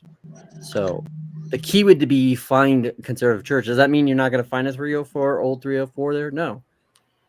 But again, well, I think that at that point we have to, and this is probably not I didn't actually intend to go this deep into the subject, so I don't have anything prepared or anything, but there's an interesting thing is that once we get to this point, this is where you have to start talking about things like age gap. Like if you are, if you're, for example, just use my own situation when I was a younger man. When I was 35 or 34, I tried hard to date women in my age group, 30 to early 40s, and they were all train wrecks, man. They were all the amount of baggage they had would fill a warehouse, multiple warehouses, and they were just, they probably weren't horrible people, but they were not someone that I, who had never been married, would want to date until I dated this one girl who was right around my age, maybe a year younger, not really that much younger. Had a child, had a divorce, all of the things, but she was really great, and she gave me hope. And then after we split, I ended up finding I decided that I was actually going to get married, and we split really because there were a couple of reasons, but the biggest reason was I wasn't 100% sure that I wanted to be a stepdad. I had a stepdad. I just didn't know that if I wanted to go that direction, so I didn't. Does it make sense? So but and my wife's 11 years younger than me. So that's I don't I say that if you're in that, Wonder Dog, you're 42, you should be dating like 24, 25, 27-year-olds tops. Like, you just should not be dating women in their 30s. Which, by the way, when there's a fleet of them out there and they can't get married, you know what happens? Is they stop telling each other to get divorced, because the gang is that, well, you get your first marriage out of the way, then you get the real husband, right? K2 says, it seems like since I turned 30, younger women would just flock to me at the bar. Just too bad the dates never really work out. Well, that's because you're a good man. It's because you're a good man. You'll get there. It is odd that my situation defines the rule. So, you define the rule. Me and my wife. Yeah. Me and my wife, because I married someone that had never been with anybody that was never married. Mm-hmm. Never had a boyfriend. She was very, very choosy. And so to find a woman in her 30s that way is extremely rare. Well, to find a woman that's not a crazy cat lady or has body parts in her refrigerator, right? That's that way at 30 is rare. It's rare. It's extremely. So I won out on the lottery, but I also know it's because I was literally made for her and her for me. I know that. And so that's why after our first kind of get together where we went out it was supposed to be a coffee, but it's turned into like tequila. There's a restaurant called Tequila's, and we went out for margaritas. And I left thinking, wow, I can actually talk to this woman, which was insane, because we all know it's extremely hard to talk to women. And usually because they either don't listen to what we're saying or they want to prattle on something else. And so I thought, well, that she could either be a good friend or a wife, and that's what happened. So Kevin says he doesn't know. He doesn't think I realize how culturally different on a fundamental level the under 30 crowd is. I think I do. I still talk to a lot of under 30 women. Not in a specific way, but I do unfortunately have to talk to them. Actually, I think the agent that we use in Ohio is like 25, maybe something like that. Doesn't matter. The point is that they're not. I mean, you get it. It's just you can't. It's where you're talking to them at, and Kevin, you can't talk to any. You don't know how to talk to any women. You've been married for over 20 odd years. So once you've been married that long, you just kind of don't even care how you talk to women. Yeah. That's think, totally. And I think it makes them that much more hot for you. I think so. You just because they can sense the zero fucks. Dude, I go around, especially I walk into a booth and the marketing employee is a chick, like it's a guarantee. Like I'm scoring that deal. And my wife's like, how the fuck? Like if I was any kind of a jealous person, I'd be pissed. And I'm like, I don't know. I go in, I'm like, I don't give a fuck how hot they are or anything else, you know. And there's something about that that makes me hot to them. I think just Yeah. weird. Yeah. I used to tell one of my friends, because I had a friend that was very bad with women, very awkward, very all those things. And I said, here's the thing you gotta do. I said, imagine you are carrying like a basketball, and you have it very close to you, and it's a big, shining, gold made ball. It's the best thing you could ever have. Okay. And you walk around like you are holding the greatest thing ever made. And you're not gonna just let anyone have it, right? If you just have that mentality when you walk through the door of, look, you don't fall for the smile just because a girl gives you a smile, like, oh my gosh, she smiles at me. You don't know, what am I supposed to do with that? It's like, ignore it, because that will make them want you even more when you ignore them. And I always tell one of my other friends at the bar, I said, here's the other thing you got to do. If there's a gangle of women and there's 3 of them, you find the ugliest one and buy her a drink and tell the other ladies, have a nice night.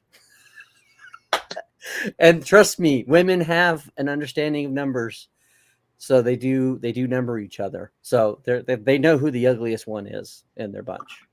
Well, so Clover Tack, you were kind of touching on this, and so were you, Mosman. But the getting with the women and talking to the women and dealing with that's not a problem for me, you know. And my problem is I know that's not a problem for you, Anson. Anson Knowles has Riz, folks.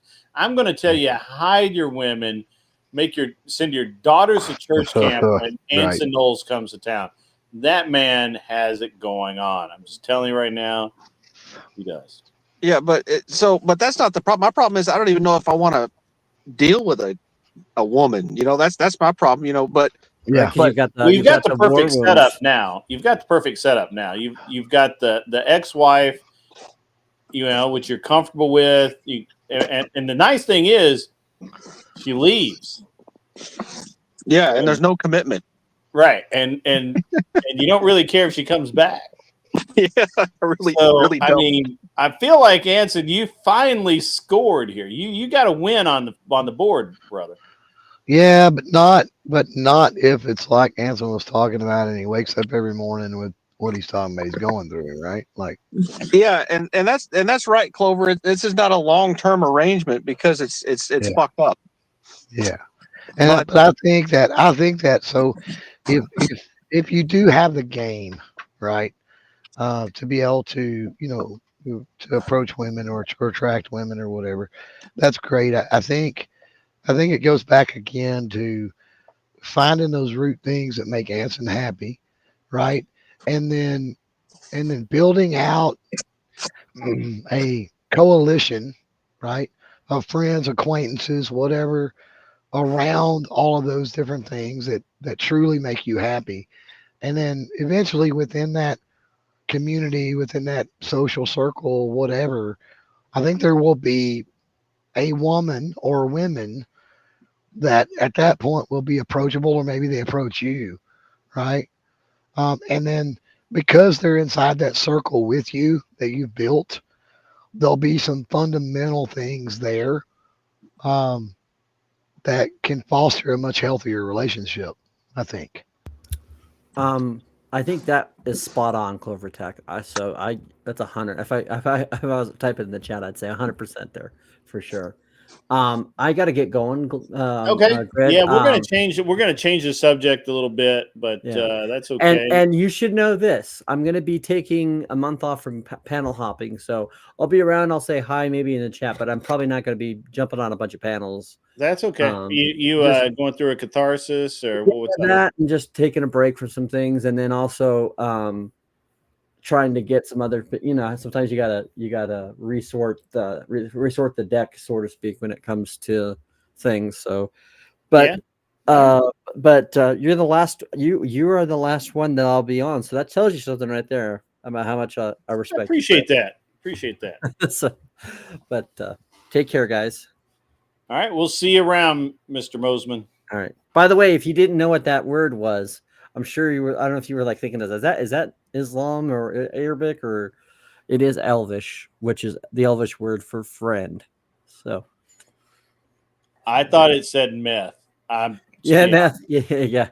No, it's the Elvish word malon, which means friend in Sindarian Elvish. Which That's is way broken. better than meth. Yeah. Take care. That was the dorkiest shit I ever heard. I'm a dork. I'm nerd. I'm sorry. It's okay. Let your nerd flag fly.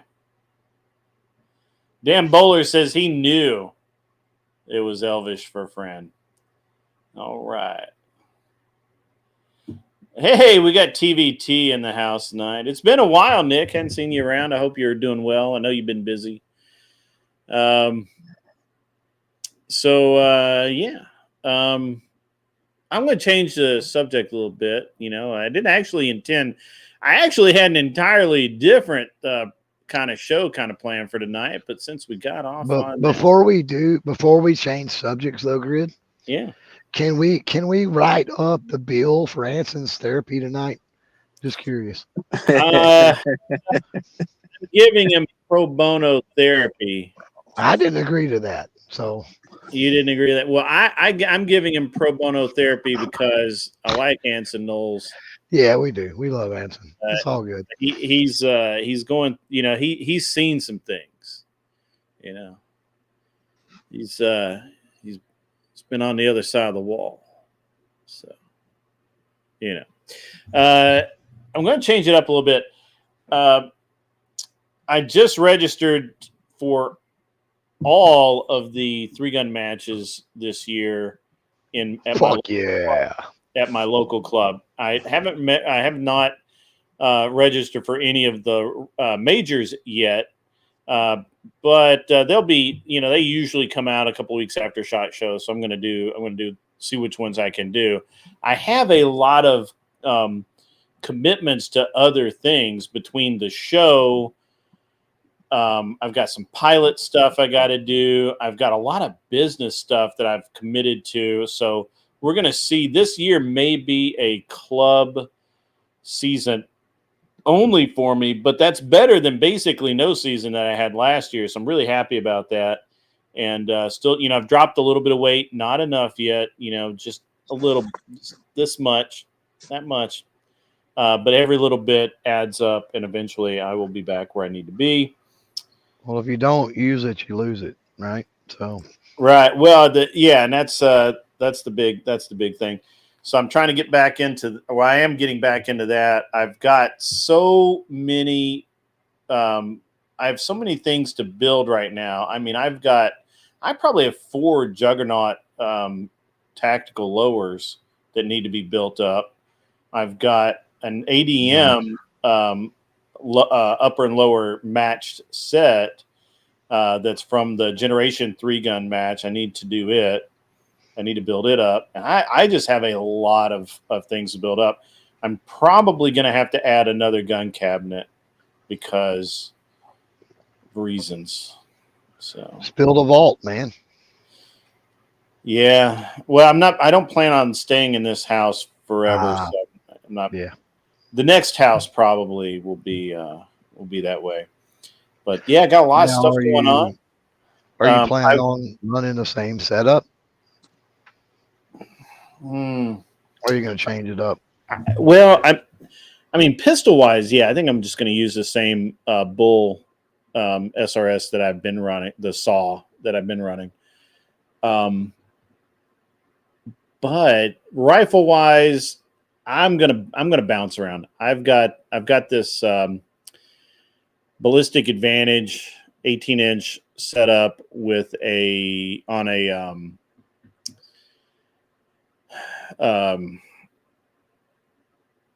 I can't think of the name of the company, but it's a side charger. It's not Jim. It's Gibbs. Gibbs, thank you, Gibbs Arms. So I've got their side charger upper, the billet one. It's sick. It's just so sick. And so I've got that. I got a side charger upper that I'm going to use.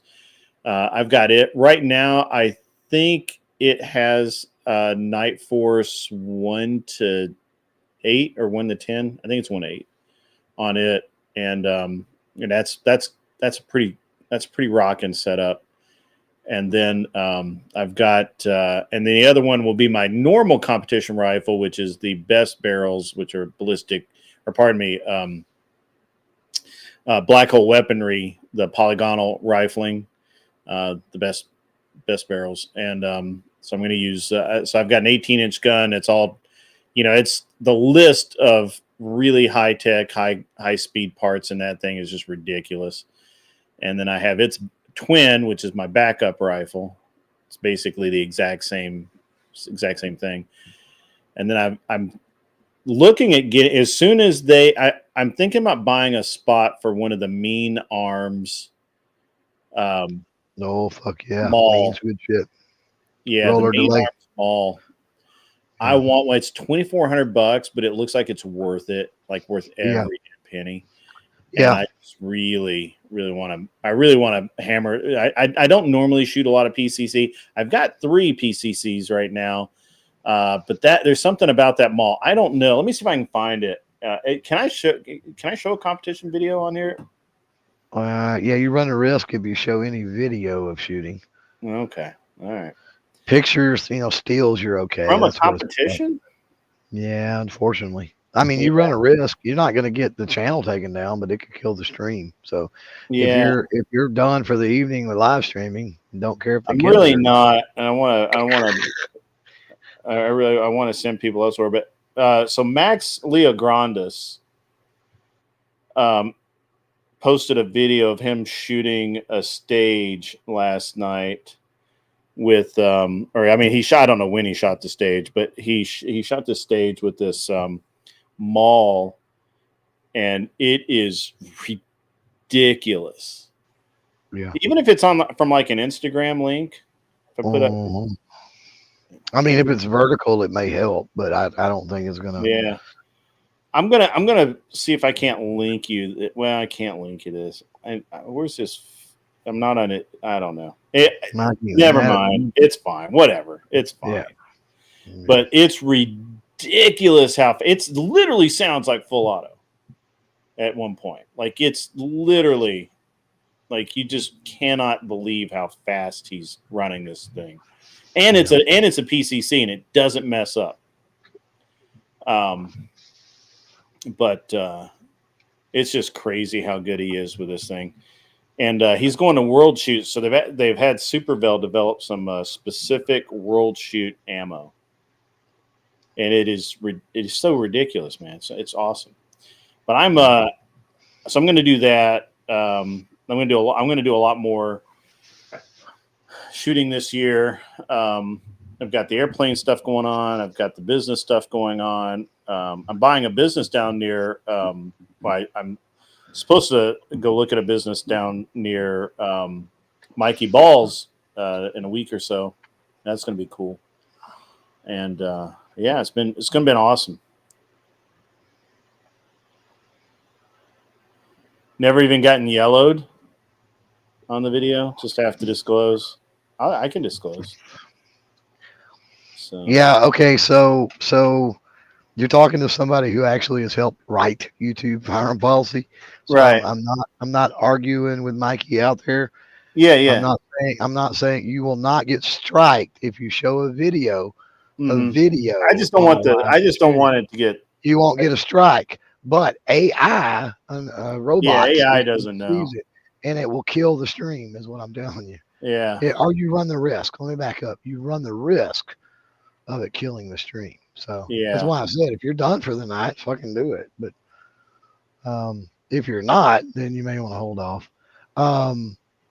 Are you got any plans later in the year to make the Knoxville event this year like you did not last year, fucker? I'm going to try. I actually have a business over there that we may be buying. I'm going to see. I hope to. I really hope to. I think it'll be rad to go. Do I need to? Is that just like? Do I need any credentials or anything, or how's that work? You could probably sign up as media if you wanted to, and I can let you know. I mean, we're months away, right? I can let you know. Or if you just want to go in as a an attendee, all it is a GOA, a year's GOA membership. You know, Yeah. $30 or whatever. Yeah. That's fine. So, Um, but I would probably try the media, and then that way you got all access. You know. Yeah. I want all access. I might want to interview some people too. Yeah.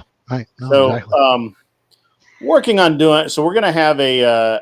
I said this last night. I'm going to say it again. So we're going to be. Mr. Boulay will be my cameraman. Sweet. Boulay wants to come to Vegas with me next year. Yeah. I'm getting to the point I'm going to have to get more in my crew than I've got. Yeah. I can tell you that already. Yeah. Apparently, I'm going to have to carry a fucking doctor with me, but a nurse is not good enough. Yeah. So is this the SHOT Show crud that you have going on? No, man, I do not feel bad. I am not sick. Okay. But there was a lot of outdoor. There was a lot of outdoor events at night. And my Friday, I had no voice. So this is what you're hearing right now is a week after not having any voice. So I'm hoping it comes back. Well, I'll stop talking about guns so you can rest that voice. You're fine, dude. You're fine. I sound like fucking Bobby Kennedy, though. It's the problem. Yeah, you sound like you're a 4-pack a day, man. Right. So Anson Knowles, have you? Because I know that you're combing all over the female podcasters. Have you noticed that the only Brett Cooper has relaunched her channel as Brett Cooper? Pardon me, the Brett Cooper Show. Yeah, I can't stand that woman. So really, yeah, I think I was right up your alley. Nah, she's obnoxious. I can't listen to that woman talk for 5 minutes. Yeah, but I was aware of what she did, and good for her. I hope she takes away business from Daily Wire. Yeah. Interesting. Well, anyway, so she's talking about right-wing cancel culture, which is just what you guys have been talking about for so long. And I haven't watched it yet, but I want to watch it pretty good. So. Yeah, the only people that should be afraid of right-wing cancel culture are fake right-wingers. So if she's afraid of it, then she might be a fake right-winger. I don't really know. Oh, I don't know how fake she is. I don't know anything other than she got married and then everyone was way less interested. So. Yeah, that woman's ugly and obnoxious. Dang. All right. Anson's rocking it out tonight. I got to be honest with you, guys have been Anson's been on it all night. So. Yeah, the only thing that really excited me this week in terms of women was Tulsi Gabbard. Man, that woman. She can use me as a surfboard anytime she wants.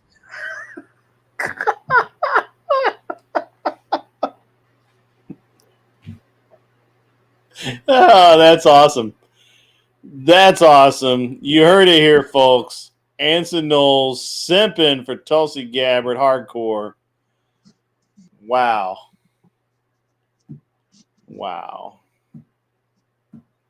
All right. Yeah, she's another left winger though that's weaseled her way into the right wing movement. Do you think she's fake? No, she was a leader in the Democrat Party. She was the vice chair of the Democrat. Yeah, National I know. Committee. Do you think she's a fake right winger? I don't. I've never gotten the vibe from Tulsi Gabbard that she is disingenuous in any way whatsoever. But that being said, she's not a right winger. She's at best a moderate liberal. I feel like she's more centrist than anything, like a true centrist. Yeah. I guess the last thing we need to talk about is Trump's treatment of, and we can just cover this really quickly. Trump's treatment of the various federal law enforcement agencies, ordering the army down to the wall, and all of these other things where he is not acting. One of the things I think that is shocking the left right now is before he, in the first term, he didn't really act like a politician, but everyone around him acted like a politician. So it kind of didn't matter. Now he's not acting like a politician, and he could give two fucks less about what everybody around him says. So I think that's really bugging the Democrats. What do you guys think about that? Anson, go ahead. Yeah, I think that he's got cover because his polling numbers are good, and he won well enough in the election that he can do whatever he wants to do, and he still has enough of political capital to do what he's going to do. The second that the left-wing media is able to craft a narrative that is successful against him, things will start to change and revert back to the way they were before. Interesting.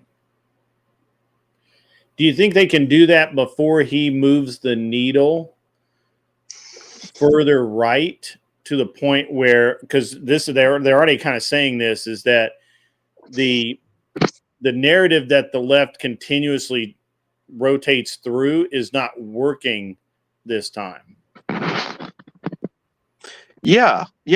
Well, the left lost a whole lot of power because they overplayed their hand trying to push Kamala. Sure. And they lied to the voters, and the voters, when election day came and Kamala didn't win, there were a lot of people on the left who they couldn't believe it. Yeah, they woke up from the leftist propaganda. And one of the things about the leftists is that you have to remain in the mental prison created for you to continue being a leftist. And because there were a large number of people who woke up, I think that they're going to have to. I mean, they're probably going to be in the wilderness, for like a decade. But I think the second that they can find some narrative that'll stick to Trump, they'll start beating that drum. They're not gone. Well, no, they're beating the drum. I mean, they're beating the drum on everything. It just doesn't seem to matter. Yeah, people woke up. Yeah, but that doesn't mean that they're ineffective. I don't know. I think Trump might have 2 years, where he's able to push stuff through. But he has 2 years. He changes the entire landscape. Yeah. Well, no, because Congress is so split right now, and they're split. But that works for him. He can, with a stroke of a pen, he can dismantle a lot of the three-letter agencies, like the FBI, which is an illegal organization, as you so accurately pointed out. Just like he can literally say the FDA has to go through a restructuring. You can't do what you're doing anymore. I mean, and if he has 2 years before they can crack his shell, it's going to be crazy. So that's nuts. I think the most important thing, though, and I don't know if he's just letting it fall off so that the left doesn't notice that when he rams it down their throat.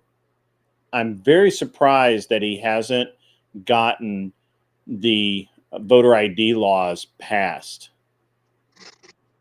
Well, that's hard because the states are supposed to be the ones that determine what happens in the state elections. I'm talking about for federal elections.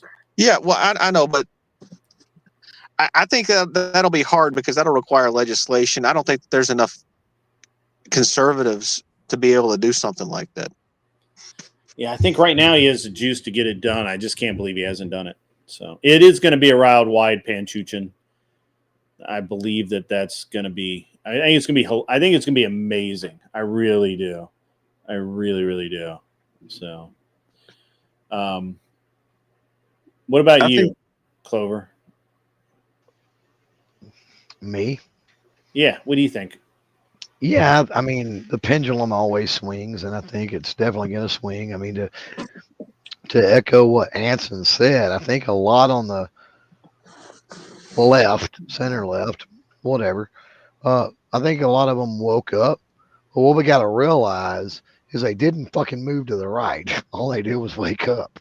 So, like, that's problematic. I mean, it's the point. You want to be able to shift people.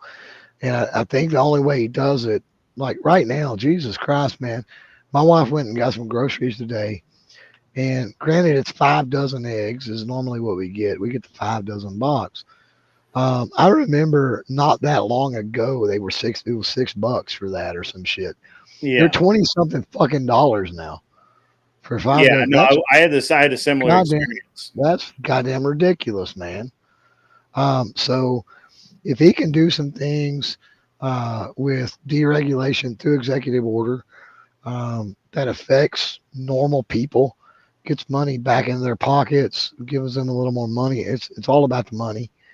I think that's going to bode well.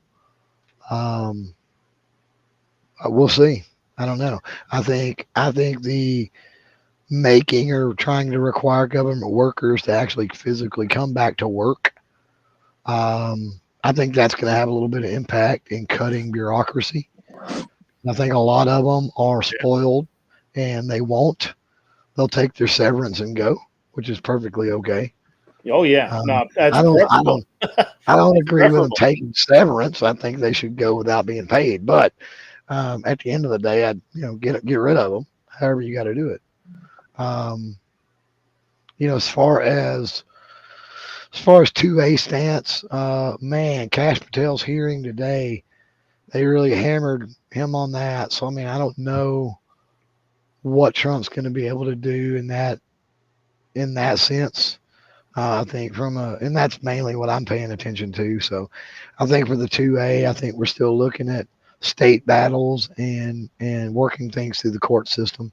It's going to be our winning strategy still. I don't think we can rely on Trump for that. Okay.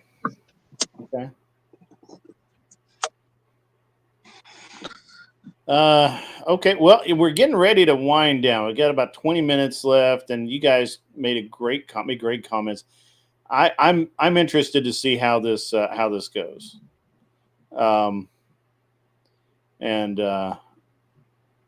We'll see how it all works out.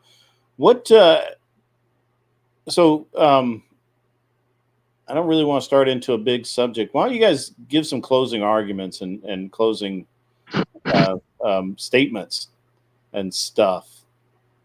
Yeah. So in terms of the next 2 years and whether or not Trump will be successful is entirely dependent upon the economics, which is the reason why he won, because of the inflation issues that Clover Tech is talking about that happened significantly during the Biden administration. It wasn't necessarily Biden's fault, but more monetary policy that existed for much longer than Biden and really the Federal Reserve. And because of what's happened with the Federal Reserve in the last year, where they had the interest rates higher and then they lowered them, but the actual long-term rates didn't change because the Federal Reserve has actually lost some of their control over the interest rates because they have less power, because they've basically monetized our debt to the point where we're almost at the point of no return. And I don't think people recognize that Trump can't fix that unless there's a massive overhaul, and there's still not the political will for the overhaul that is required. So I think things have to get worse before they get better still. And that's my closing remark. Okay. All right. What about you? Man, mine is going to be simple. It was another great conversation, I think, tonight, Grid. You've had some bangers lately. So thanks for that. And then thanks to Anson, man, because Anson being so candid, which is tough. It's hard. That really led to us having a great conversation, I think, tonight. So thanks for that. Really did. Appreciate it. Yeah, it really did. That's a fact. Yeah, I appreciate that. Thanks for giving me advice, Clover. I really appreciate what you said, and you're right. A lot of the success I've had in terms of relationships in the past, in terms of getting into long-term relationships, was because of the networks that I had, and the social situations that I was in that led me to be with the women that I ended up marrying. And I don't have that now, and I have to build that again. And that's all about focusing on me. And I appreciate that, Clover.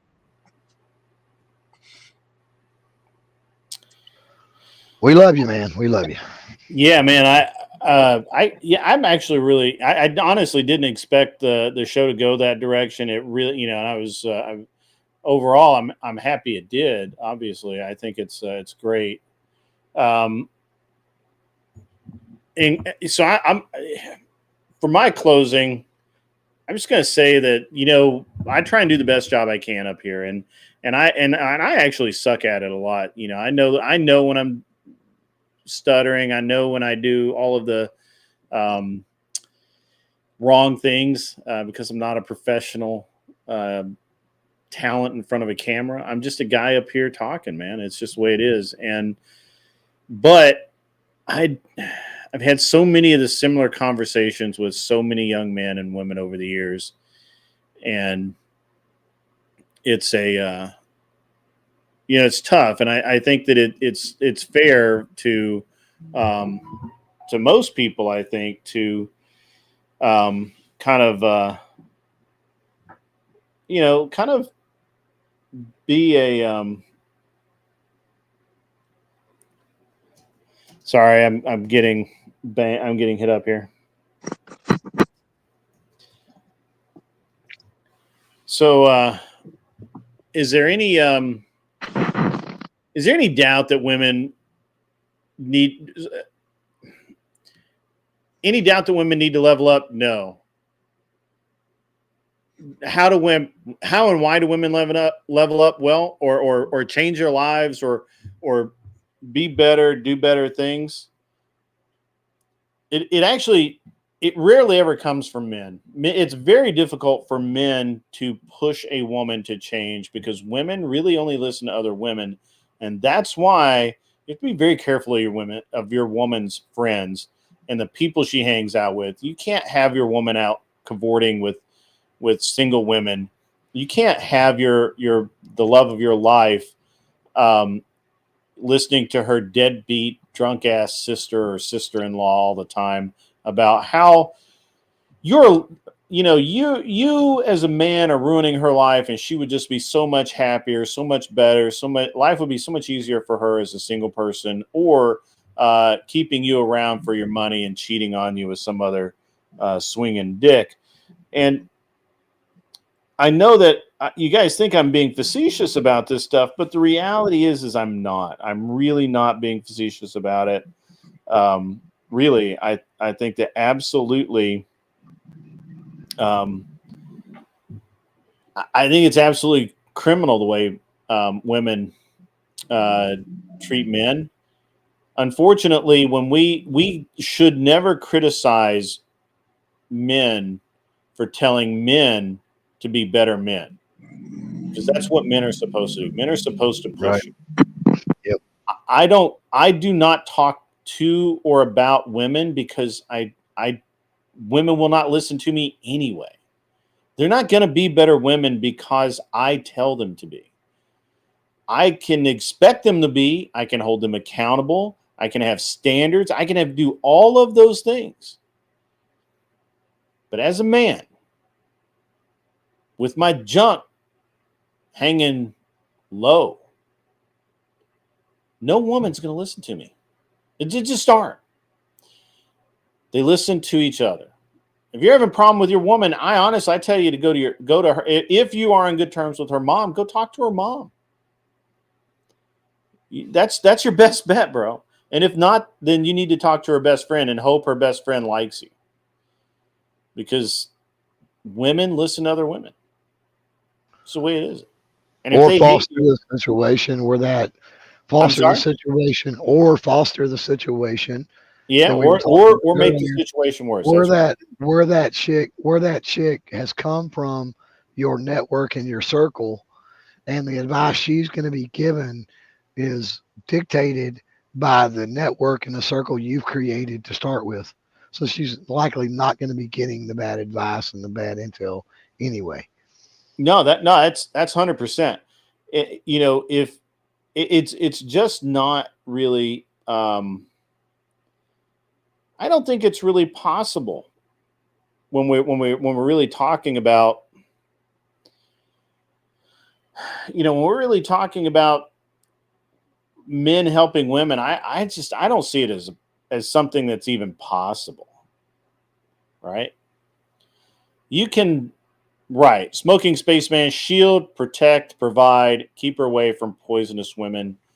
That's right. Well, instead of a man telling a woman what to do, How about a man tells a woman what he's going to do and what's going to fucking happen? And if Yeah. she falls in line, great. If she doesn't, fuck her. Solid. That's How's solid. that? How's that for advice? Solid. No, I think you're right. And again, I'm not trying to act like, look, I'm not stupid, right? Like, I understand that there's an entire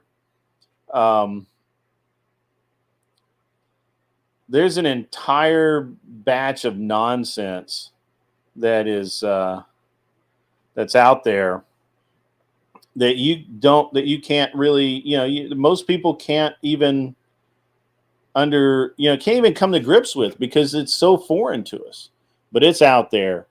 And you have to you don't have to.